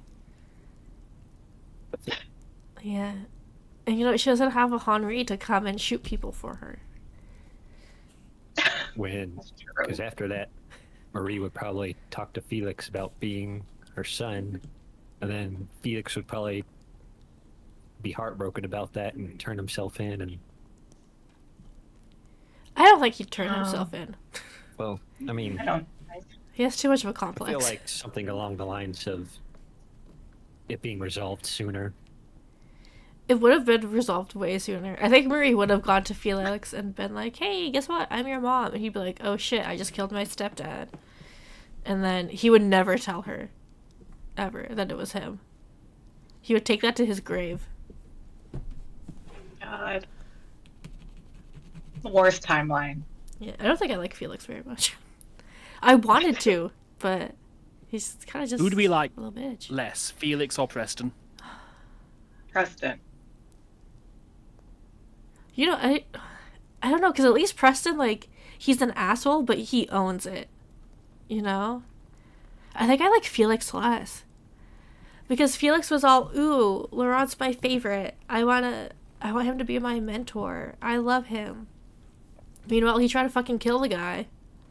And he knew what happened. And even after he went to the museum, knew that Laurent's trying to figure out who killed his wife. He still tried to, like, buddy him up and be all like, ooh, let's have these, like, emotionally charged discussions and, like, these little heart-to-hearts where Laurent's literally like, I don't know how much I should open up to this guy, but then he still does it anyways. So I think... You know what that... Sorry. Fuck that guy. You know what I think that kind of made me think of, and it kind of goes back to the plot thing I should have brought up in the first half, is back when John Lennon was killed, Mark David Chapman was about trying to reunite the Beatles, and that's apparently why he did it. So it's kind of weird, like, you shoot someone to get their attention. Mm. There are easier ways to do it. Yes. Way easier ways. I think I liked Felix more than Preston because maybe I fell for the act, but I felt like Felix could have been redeemable because, like, throughout the book, when they finally mentioned that Felix had worked for Freeman, he's saying, like, it was one job and I regret it so much. And, like, even up until he was essentially, like, realizing that he killed his mother, he's, like, saying how much he regretted it and he was crying. It's like, well, maybe if they had more time and they weren't in such a tense situation, it would have eventually come out. I don't think so. He had 10 years. And he didn't say shit. That's true. That's very true. Like, at any point, he could have come clean. But he didn't. He just kept making his movies. And even when Preston confronts him, and, like, the whole thing's going down, Felix still lies about the job. He's like, it was just a little thief job. And so Laurent's like, yeah, you're right. Like, who did you steal from? I don't remember. And Preston's like, so you've regretted this action your whole life, and you don't remember who you allegedly stole from? I think he's he's out for himself, and that's it. He doesn't really care who he hurts in the way, as long as he gets what he wants. He was willing to kill his mentor to find out who his mother was. Like, he's not... I think because of that, like, Preston at least, like, he's an asshole. He knows he's an asshole. He owns it. I still don't like him, but he's not as much of a little bitch. I have to agree. Felix is definitely, like, down there now. Right. But that also just makes him more human, because, like, if I was confronted in that situation, yeah, I'd probably be lying my ass off, too. So I can't really judge him for it, but it just makes him more human. Alright. How do the main characters change or grow throughout the story? Well, Marie went from being alive to being dead. That's a pretty big change. Yep. You can say that for like 90% of the characters. Yeah. I mean, this person went from having oxygen to having no oxygen. Mm-hmm. I feel like that's the only appropriate answer to this question. A lot of them went from being alive to being dead. That's quite a big change. I think Laurent Phoebe changed a and bit. Celia got closer. Yeah, Phoebe and Celia are besties. They actually did change quite a bit, because, like, Celia went from... Well, I guess mostly Phoebe went from being, like, this rich-ass woman who was... There was, like, a part in the book where they're like, oh, yeah, anything she wanted, she just had to ask, like, her maid or whatever, and they would go buy it for her. But then, at the end of the book, you realize that, like, oh, they actually don't have their maids or their servants anymore. Like, it's just them. Like, it's just Celia in the house, like, doing everything now. And I don't think that's because of money, because, like, they still have their money. That was just, like, a choice that they made. I can't remember the person. Someone was talking about how they could get the gifts they wanted, but they never asked for them. Who was that? Yeah, that was about I Phoebe. think that was Phoebe. Oh, yeah, because at the gift-giving scene, everyone pulled something out. Phoebe's bag was empty. And then they talk about how that was just, like, the story of her life, where her dad would give her all these big promises and not follow through on any of it. But she also didn't really care, because if there was something she wanted, she could still get it, no matter what. I guess in that situation, Laurent was the one who followed through. Yeah. Yeah. It took a couple years, but he did it. Love that commitment. Mm-hmm. Any You other? know who didn't change? Who? Henri. He was just there. Yeah. I feel like he didn't add Like, much. he tried to talk.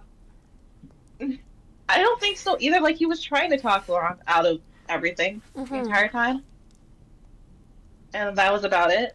Like, I guess he was sort of there as support, but he didn't really change as a person. Yeah. Just there. He just There existed. was a scene where Laurent said there are 3 women and 4 men, but then someone responded.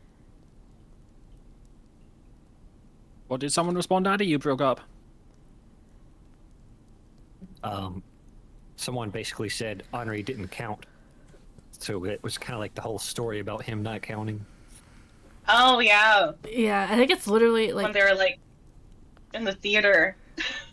Yeah, someone's like, oh, what about him? And Laurent's like, oh, he doesn't count. So rude. Right? I mean, yeah, great that he's not a suspect, but, like, is he fair to? Yeah. Alright. And then Preston obviously didn't change. He was still a prick. Felix was a bigger, whinier baby than Celia. Celia I honestly thought she was gonna come around and be like this big, badass bitch, but no. No. I guess we already talked about this. How did the secondary characters impact or influence the story? That would be Henri, and he tried, but he didn't really do all that much. Be What better, about Henri. Jimmy? And I forgot the other one's name. Oh, Himari? Not that they impacted the story at all. I mean, Jimmy did. It was so sad. Jimmy did. Jimmy did with his guns. Jimmy did with his guns and his cocaine. Yeah, Himari, like, she literally was just barely even a plot device. I was sad for her because she was like at dinner with her family, and then she gets on a plane, she's escorted to the museum, she dies. Like, what's her family gonna think after that? Like, she could have died with her family. But no, she just was surrounded by a bunch of strangers. Only Jimmy knew sign language. He was her interpreter. Which also, I want to know more about her origami art. I think we need to talk about... Laurent knew she was deaf. She knew... Like, he knew that she was coming. Why did he not plan for that? Like, have, like, an interpreter or something?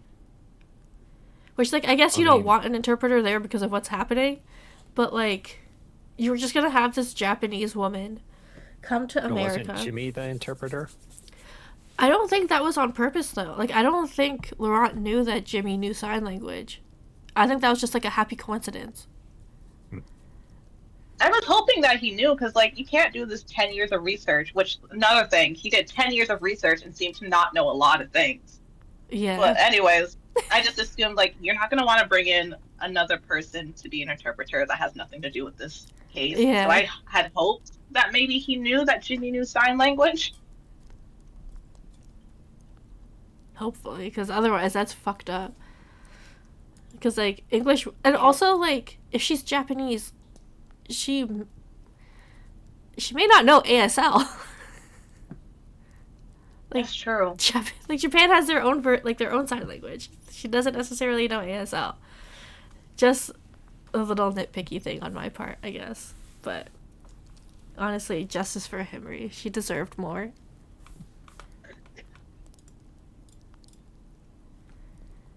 Oh, we also talked about this already. Which character did you dislike or disagree with the most, and why? I feel like we covered that. Yeah. Yeah. Fuck Felix. And Preston. Alright, Jan. Number 9. Are there any characters you wish you could give advice to, and what would you tell them? I don't know, man. I don't know what I would tell Celia. Grow a backbone. I think the biggest thing I would want to, like, sit down and talk to her about is, like, okay, yes, you had a shitty ex-boyfriend who sold you to this rich man. This rich man helped you build your fashion empire. But hey, you're rich now. You're well known. You don't have to put up with their bullshit. You can leave. Or hire a kid to murder them.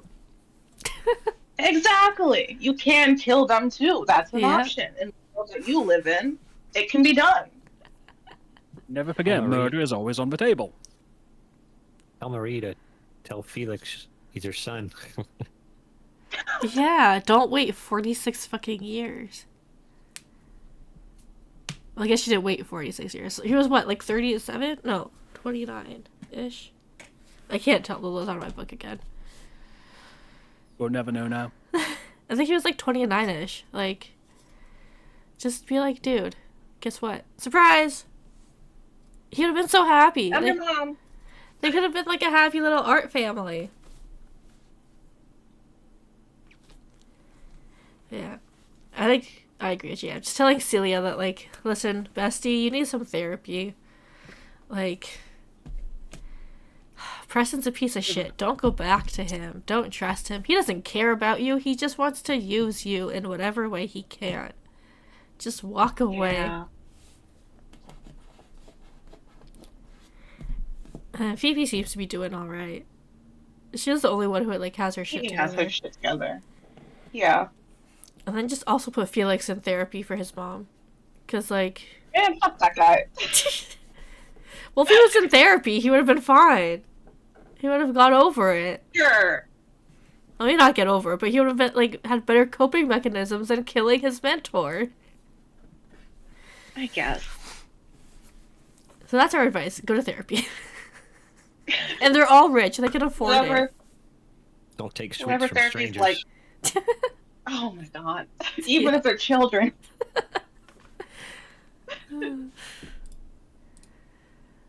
Alright, number 10. What do you think happens to the characters after the novel ends? They all die. I mean, we all die eventually. Maybe not this week, but we all die eventually. Mm-hmm. I think Laurent is alive. I think Jaden's working on some kind of sequel. It may not be in paper yet, but he's got it kicking around in his head. That's why Laurent died off screen. I am. You mark this, and we will come back to this in the future when the sequel is announced. I think the only thing that really would happen would Phoebe would take the gallery. I agree. I think it'd be interesting because, like, throughout the book, Laurent talks about how, the names are getting mixed up in my brain. That Marie's, like, a feminist. She likes supporting female painters. And it definitely seems like Phoebe's also going that route. So it would be interesting to see where she takes the museum and what kind of a direction it goes in. And if it's able to keep its momentum of still being, like, the best art museum in America. Because people love to hate things that focus on women. So. You think I'd also like to know, like, sorry, John. how she would, like, it's okay. Like, how she's acquiring art and everything. Because, like, now that the auction house is, like, what, dissolved? What happened to the auction house? Like, what's going to happen then? Is it going to be easier for her to acquire paintings? Does she have the skill to tell what painting is, like, fake or not? That's true. Well, I guess It has a lot of work. Did the auction house end with Preston? So when he dies, where? That's a good point, because he doesn't have any, like, heirs. I don't know if it would go back to Celia or maybe go to the father. Because I thought technically it was still with Celia. I don't know if they actually had signed any documents to, like, give the auction house to Preston. So I'm not sure what happened. Like, I know originally the plan was to dissolve it, but then Celia signed the paper so she would own it. So I thought Preston was trying to, like, get with her so she would either sell it to him or he would just, like, control Celia while she's in control of the auction house. I don't know what happened. Well, I think there's the part where Phoebe and Celia are talking about it, like, not in, like, the epilogue-ish part, but, like, when everything's going down. Because Phoebe, like, yells at her, and she's like, did you just give it to him? Like, because I think Celia just gave it to him for free. Because she just didn't want to deal, because Preston was like, oh, if you keep control of it, like, you're gonna get in jail, like, you're gonna be in jail, like, Phoebe's gonna be in danger, like, William was in some shit with some dangerous people, like, just give it to me and I'll deal with it and I'll make it go away because I love you so much and I'm such a good person. I'm willing to do this for you. So then Celia just gave it to him so she didn't have to deal with it. Because she also doesn't need the money. So, I mean, like, honestly, who could blame her? I'd be like, yeah, you know what? I don't want to fucking die for my ex-husband's bullshit. You take it. You die. I'll keep making my dresses. Very true. I guess the best case would be Celia takes over the auction house and Phoebe has a gallery and they work together. Yeah, she cleans it up and it's... Or maybe she just starts her own auction house with a new name. Because she also changes her name. She drops the Freeman from her name. So she becomes her own person again. Just Celia Hamilton? Yeah.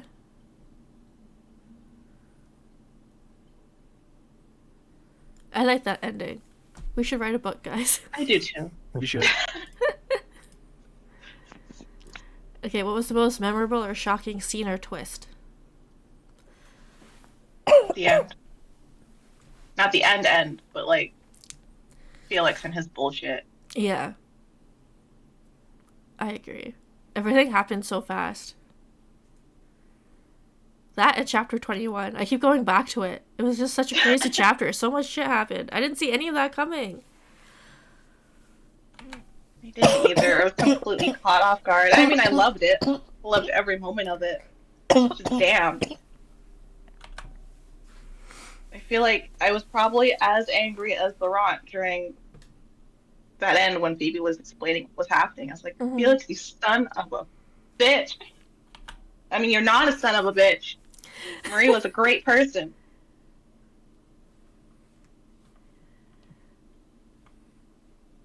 Anyone else have anything they want to chime in with? I got nothing. Bruce Campbell Soup, hello, how are you? Bruce is here. Hello, Bruce. All right, Peter, you want to do this one? The old-timey boxing one? Yeah. Okay. If you had to fight one of the characters in an old-timey boxing ring, who would you choose and who would win? I'm fighting Celia. And I'm winning. I'm fighting 100%. And Lorenz is winning. I don't care if he is like a big muscly bastard. I'm okay to get beat down. I just want to fight him. Like, if I want to win, I'm fighting Celia. But if I had to like fight anyone because I hate them, I'm gonna fight Preston. You know what? I'm gonna How fight. dare you steal your girlfriend? You know what? I'm gonna fight Felix and I'm gonna win. Fuck that guy. Because he's also a little bitch. Preston would fight dirty and he would kill me. The father? And Addie would win. William? What was that? Like he would fight William? No, William Freeman? Felix's father. Oh. Although if he want to win, I guess he could just fight Marie because she's not fighting back. Did he have a name in the book? He did, I don't remember. I don't remember The look either. on your face, Victoria, when I said that was worth a joke. You looked shocked beyond belief. I can't even check my notes for the dad's name because Lola's laying on top of it. Well, he doesn't deserve one, so. That's fair. Fuck him up.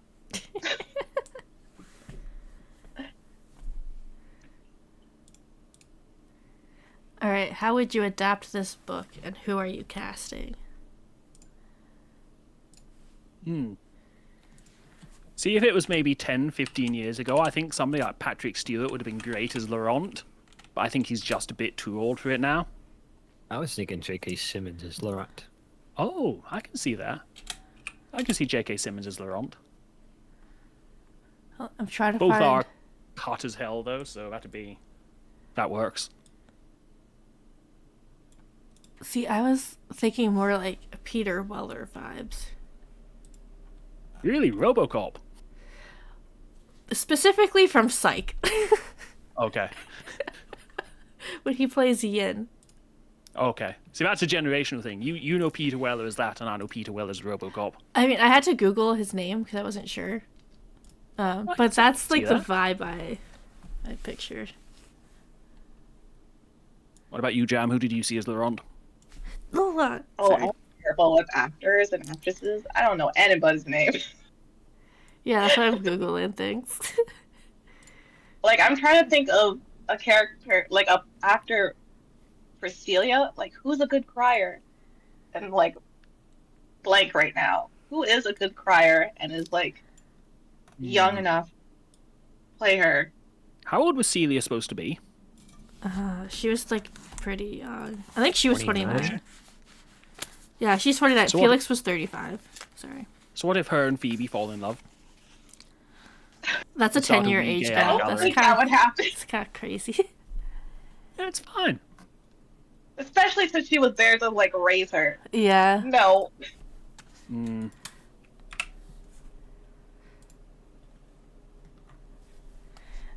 Maybe Saoirse Ronan as Celia? Who was that? I can see Saoirse Ronan. How do you spell that? Just throw letters. S-A-O-I-R-S-E. Oh, she would be a great Celia.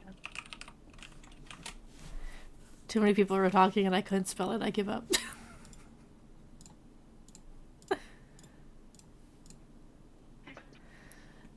It's an Irish name, so it's definitely not how it sounds. Yeah. Who would play Phoebe?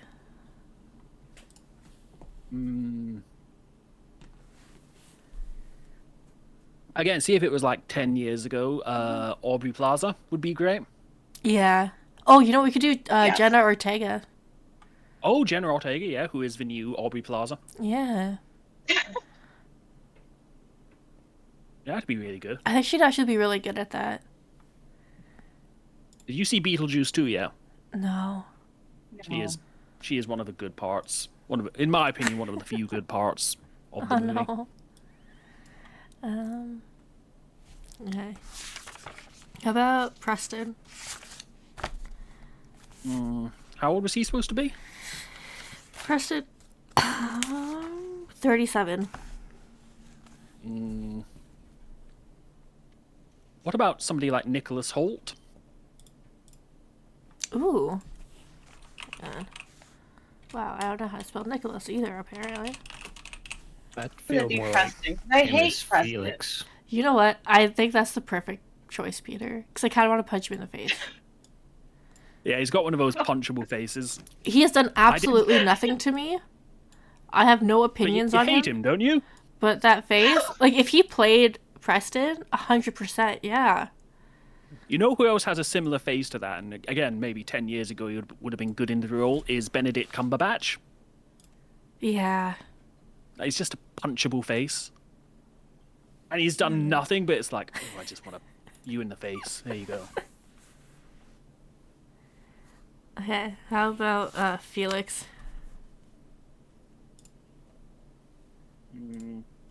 How old was Felix? I'm going to keep asking this for all the okay. people. How old was Felix? 35. 35.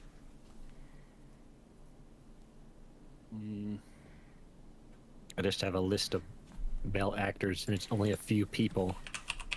The only one close to...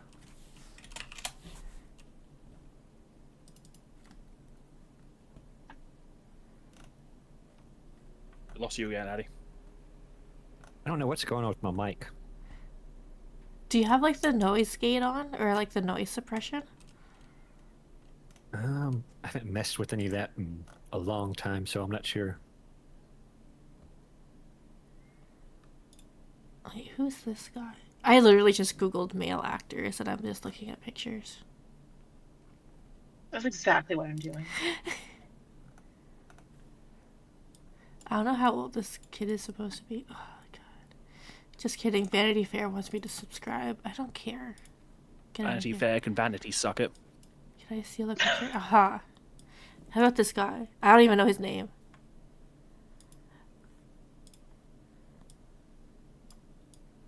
Who's that supposed to be? I don't know. Oh, Felix. Sorry. I thought you meant his real name. I was Felix like, is- Yeah, what's his real name? He's a black man. oh, is he? Yeah. Whoops. Clearly that went over my head. Okay, we'll just, not that guy then. Alright, I'm back to the Googling.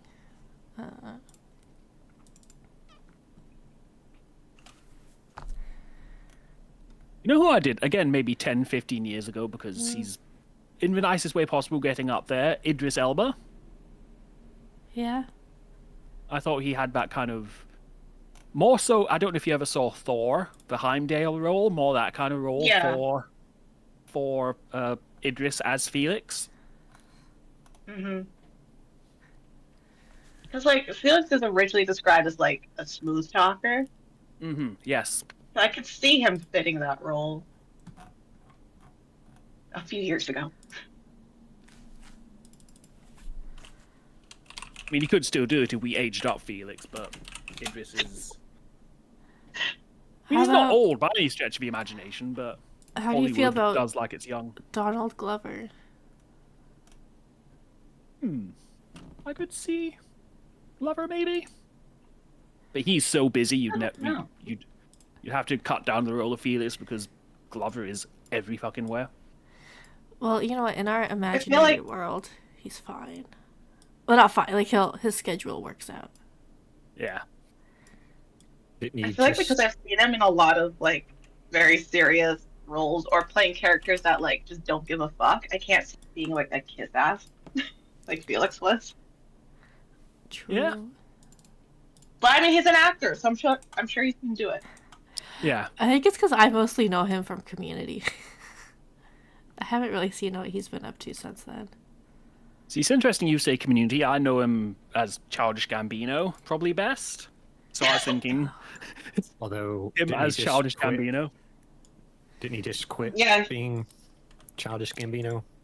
Oh, did he? I know he cancelled a lot Allegedly. of tours. Has he actually quit being Childish Gambino, or is he just cancelling tours? I do not know. How about Because he was due to play in Scotland. There was rumors that he said he was going to retire Childish Gambino and just focus on like Donald Glover, the actor, and whatever else he wants to do, produce and stuff. Mm. I don't know this man. He's a Broadway I like that. actor. And Oh, apparently I don't know also in The anyone on Walking Broadway. Dead. I am unfamiliar with him.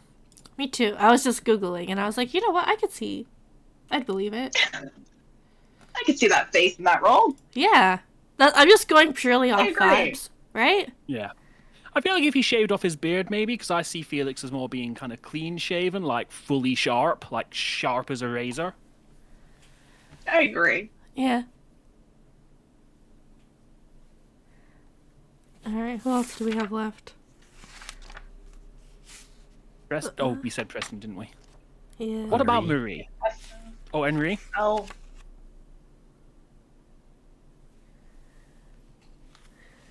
You know, if we're casting Patrick Stewart as, which we didn't agree on, but if we were casting Patrick Stewart as Laurent, Yeah. we could cast what's his name's gone complete out of my head. His wee pal, who was in Lord of the Rings. Ian McKellen. oh, That'd be fun to get Ian McKellen and Patrick Stewart on screen together. For a second, I thought we were still talking about Marie. I was like, what? Like, that's a bold choice, but we can do it. And you know what? I think McKellen would do it. He would be there. Yeah, I think somebody like I just see Henri as being older, even though they're kind of the same age. And so somebody like Ian McKellen does hit as Henri.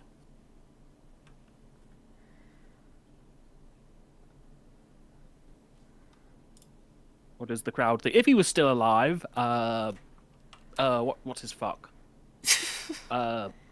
He was Count Dooku, Count Dracula. He was old. Did a metal album. Oh, no idea. You know him, Addy, don't you? You know his name. I was thinking of someone else. Oh, fuck is his name? I cannot remember his name off the top of my head. Chat, Who? do you know who we're talking about? He was Count Dooku in the Star Wars prequels. He was Count Dracula. He did like a metal album. I think he might have been in Lord of the Rings as well. Christopher Lee? Is it Christopher Lee? I don't know. I'm Googling shit. That's what Bruce agrees. Christopher Lee. Christopher Lee. Okay. I don't know who that Who was is. Watson at the Sherlock show? Oh, Martin Freeman. You know, yeah, I vote Martin Freeman. As Henri? Yeah, he has that like a jaded cop thing down, and like the cynical, sarcastic vibe. I can see that. Yeah. I agree, Addy. 10 out of 10 choice. For Marie, I found this random French actress. How do we feel about her? She's not a 46-year-old woman, is she? In France. That would be amazing. Yeah. Apparently, wine does something to you. Okay, fine. I'll find someone older. See, because it is in France. That's the vibes. Ages. Yeah, she does look kind of like she's troubled. What about her, but older? Her in 10 years. Yeah, we can it'd be age her. someone a bit more rough, kind of, because she worked.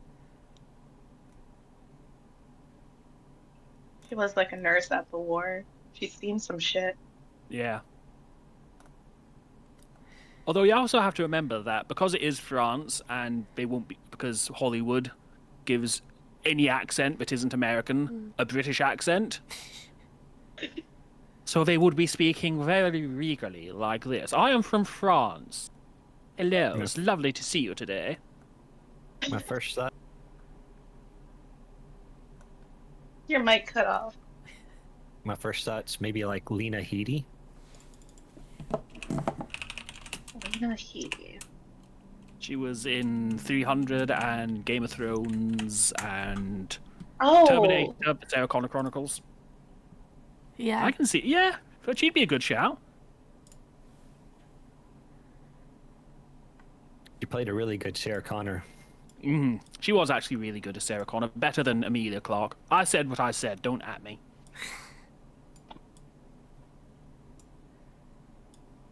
I can agree with this casting. Yeah. Alright, so what kind of production are we doing? Is it gonna be like a short film, a limited series? I see it more It as has a to be limited series. Yeah, Yeah.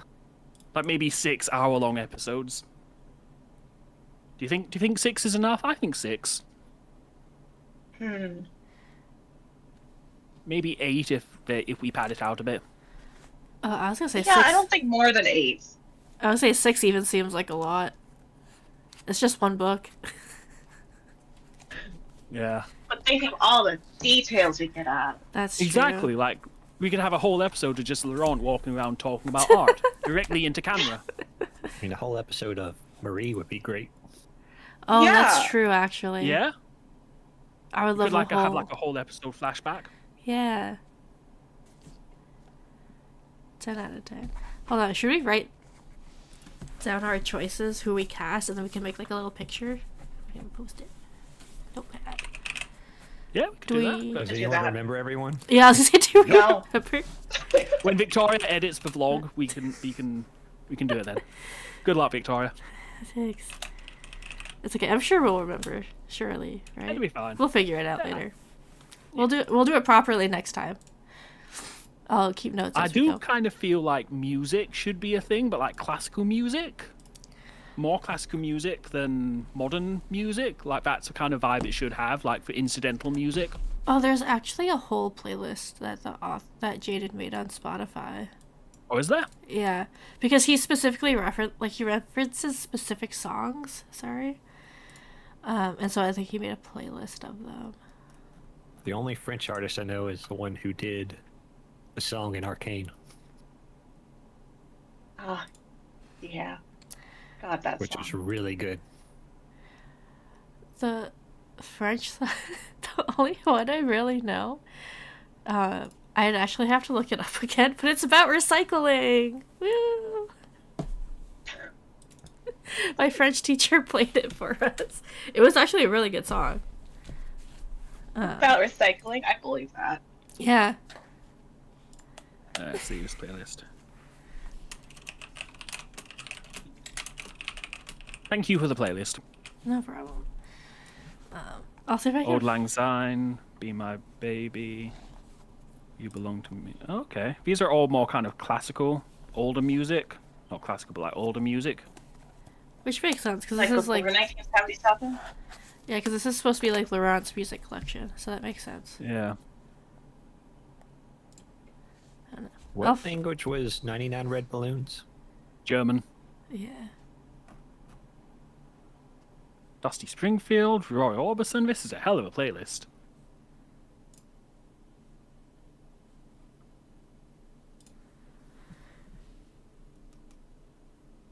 Alrighty. Our last I hope one. somebody. Oh, I hope sorry. somebody poisons me in a French museum and then they play all these songs because that is fantastic. 10 out of 10 playlist. Yeah.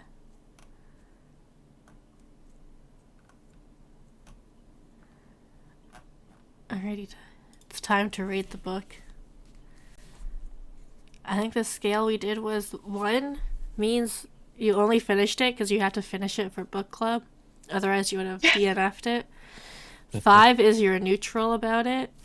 10 is you're going to tell all your friends that they have to read it. I don't know if we can include Jam in this because Jam literally picked the book, so she told all her friends to read it. But I didn't know anything about the book. It was just on my list of books that I need to read. You still told us too. to read it. That makes it a 10. Okay. No, Jam, you can. No, of course. Sorry, I was playing. I knew. I would have given it. Well, I don't know. I feel like I have to reread it before I can actually give it a fair score because I missed so much. I would give it like an 8, but it did make me cry, so maybe like a 9. If the book makes me emotional, it gets a high score. Emotional in a good way, not like I'm pissed off because this book wasn't written well. Yeah. Something between 8.5. We'll go with that. All right. Somewhere around 7 or 8. Yeah, hard agree. I think around 7 or 8. I'm gonna go with Jam's 8.5/9 because I also think it was very good. It was very well written. I like how he writes. I do think if/when we do all reread it, the scores will be higher. Yeah. I mean, like, I rated it on Storygraph and I gave it a 5. Like 5 out of 5, not. Oh, I was gonna be like, what? No, Storygraph is only up to 5, so I did 5 out of 5 on Storygraph for it. So that makes an average of around 7, 8? I guess? 8? 8, yeah. Which is a good... What did we rate Dreamers Do Lie? Did we rate Dreamers Do Lie? Is this higher or lower than Dreamers Do Lie? I don't remember. We should keep a chart. All right, Peter, you're in charge. Oh, absolutely no. We gotta make a rubric and everything. Oh God, no. I don't even know what that word means. You didn't have rubrics in school? A what? Those horrible things where they're like, you got this grade because of all these other bullshit reasons. Oh no, we didn't. We don't really have grades. Oh, like the only thing that gets graded is like end of year exams. We don't get graded on essays or tests or anything. It's just like either pass or fail. What? Oh my god. Hey, That must be nice. It That really was, sounds unless like- you failed. No, it sounds like there's not enough trauma in that. You Well, have we no traumatize trauma each other school in different experience. ways. Here, this is kind of like an example. Fucking rubrics.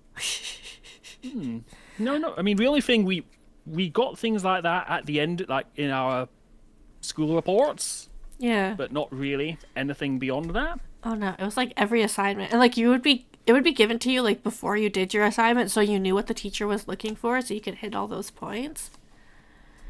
So that'd But, be yeah. kind of sweet.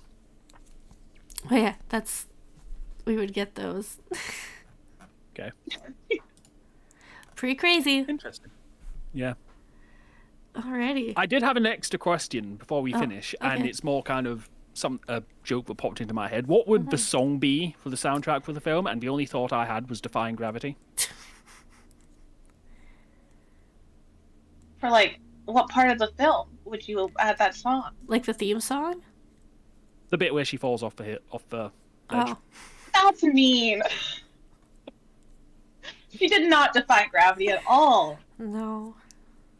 Maybe she defied it going down. It's like, I'll try to fly. I don't know what my song would be. Me neither. I'll think of one Just for let the it die. next book we read. Oh, sorry, Eddie? I didn't say anything. Oh, I thought you were saying something. Because I feel like I'd have to listen to like a lot of, sorry to anyone born in the 1970 whatevers, but like a lot of old timey songs. Yeah. So I could like pick something appropriate. But I don't know really any songs like that except really creepy children songs. Like Ring Around Rosie. Although for the trailer for the movie, it would take like an old timey kind of new wave metal, new wave pop song from like the 70s and put like this really dramatic score behind it and slow it down and shit. Which is a trend in movie that could trailers work. that I fucking hate. They need to stop it. It started with the Suicide Squad and everyone's doing it now and it can fuck off. If you're listening, Hollywood, fucking stop it. Peter, when was Alabama 3 a thing?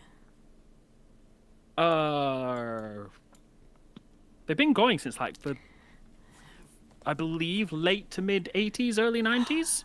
Because I feel like they would have had some fun music for it. Yeah, they would have been cool for it. Yeah, yeah. Now you say that, yeah, they would have been cool. It's pretty kooky, crazy stuff. I think that'd be a fun time.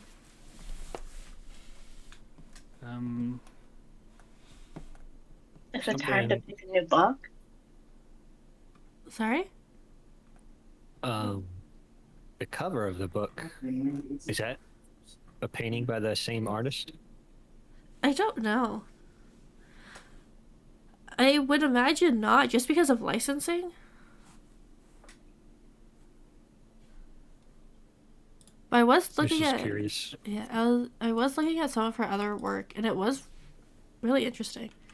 I think, Jam, if we ever go back to New York, we should go to that museum and look at some of her stuff. Hell yeah.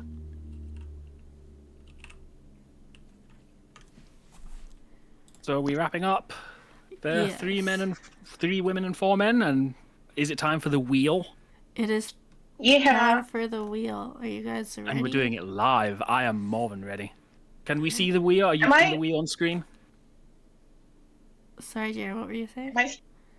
I was gonna say, am I still on the wheel after I picked the last book, or like Oh, do we absolutely. remove ourselves after You're- each? You're on the wheel because I don't want to have to remake it every week. Okay. So if You're anything, absolutely on the wheel. we'll just respin. Okay. If you don't want to pick it, I think it's absolutely fair. Whoever like it could be Jam picks 7 months in a row. That's the wheel. I don't want to do that. Like, I have a book ready, but I want everyone to have a turn picking a book. Once we go through all 4 of us, do we want to just keep that order or spin again the next? I think we keep spinning because it's fun. Yeah. I like spinning wheels. All right, are you guys ready? Yes. Hell yeah. Okay, hang on. Da, da, da, da. Yeah, where is the wheel? Are you putting it up on screen? There it is. Okay. Oh, there it is. I see the wheel. It's the wheel. Okay, hang on. Where's I the love- arrow? What's? It'll. Don't worry. It'll be obvious. I believe in you. Or not. Go wheel. What was the I feel like a command? delayed spin. Go banana. There we go. There it goes. It's Addie. Sorry, I spoiled Oh. that for you guys. I forgot. That was a few. I was a few seconds behind on stream. I'm like, ooh, who's gonna win? Oh, it's Addy. Well, there we go. Spoilers. Yeah, sorry. Well, I mean, we did say we'd be spoiling things. So. I'm gonna go with Cinderella is Dead Ooh. by Kaylin Bayron. Nice. Sorry. Cinderella is dead. RSVP Cinderella. I feel like I might have that already. Do you want to tell us a little bit about it? Let me bring the book up real quick. Been 200 years since Cinderella found her prince, but the fairy tale is over. Now teen girls are required to appear at the annual ball where they are selected as wives by the men of the 16-year-old Sophia would much rather marry Aaron, her childhood best friend, than parade in front of suitors. At the ball, Sophia makes a desperate decision to flee and finds herself hiding in Cinderella's mausoleum. There she meets Constance, the last known descendant of Cinderella and her stepsisters. Together they vow to bring down the king once and for all.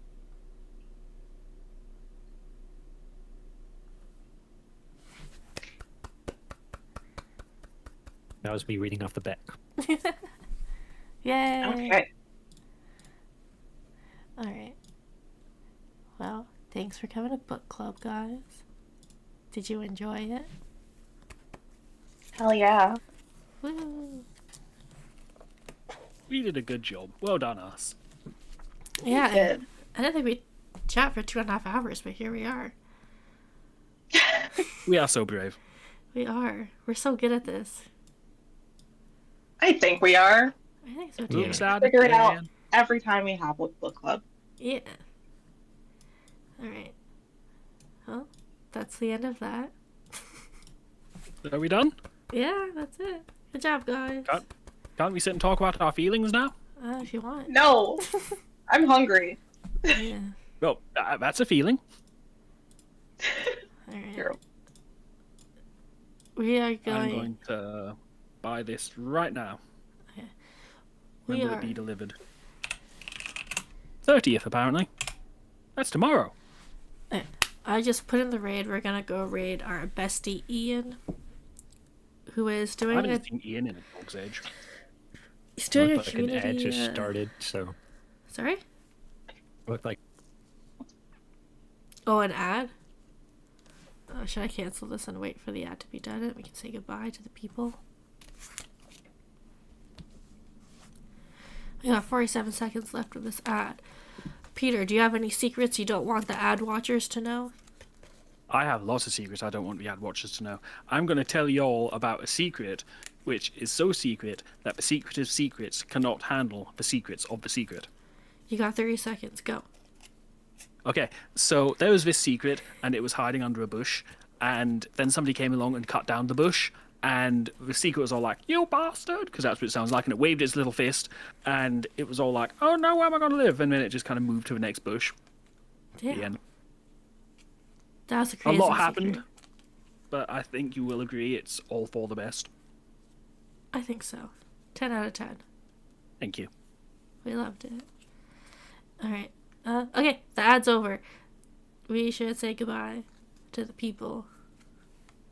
Goodbye, people. Thank you, everybody, for being here. Bye, people. Peter, do you want When's to our do that? next book club? Oh, we'll figure that out, and then we'll post in Discord. Don't want to do what, sorry? Figure out when the next meeting is. Oh, that's not how you spell anything. Oh, we'll figure it out. Yeah, we'll figure it out. That's... Oh, did I... Sorry, I opened Mix It Up Bot, never launched it. 10 out of 10. This is what you can expect from us as professionals. You know, it's fine. Frankly, if it had launched, I would have been disappointed. If something hadn't gone wrong, I would have been kind of disappointed.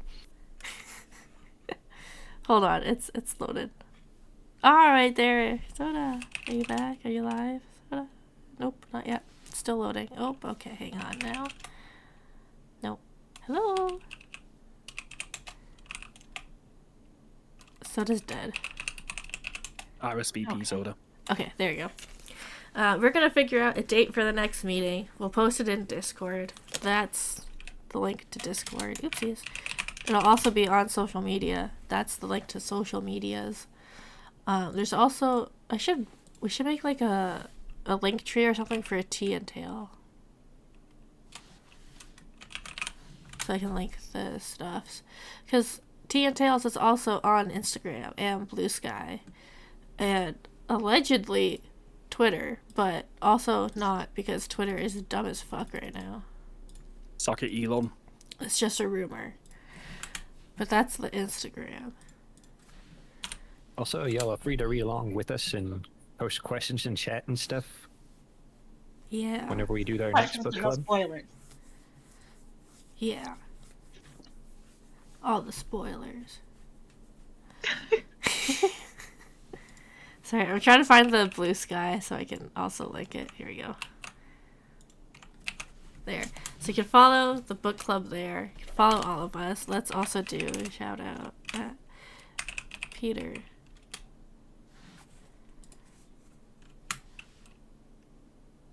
Oh, there we go. There's Peter's.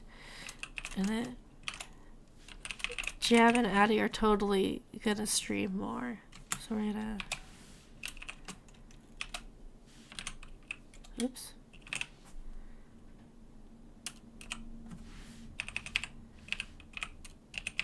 The double T in Addie's user always throws me off. There we go. Go follow our hosts. They're amazing. No idea when the next one's gonna be. Sometime in January. I have to look at... Or like Jamuary. So yeah, we'll figure out when the next one is. Thank you all for being here and chiming in. And we'll see you at the next one. Goodbye. We're gonna go raid Ian. Bye. hang on. There's lots of things. Raid. Alright, the raid is starting. We're gonna go. Goodbye. We're really going this time. We're really going this time. For real, for real. I promise. I'm not lying. Oh.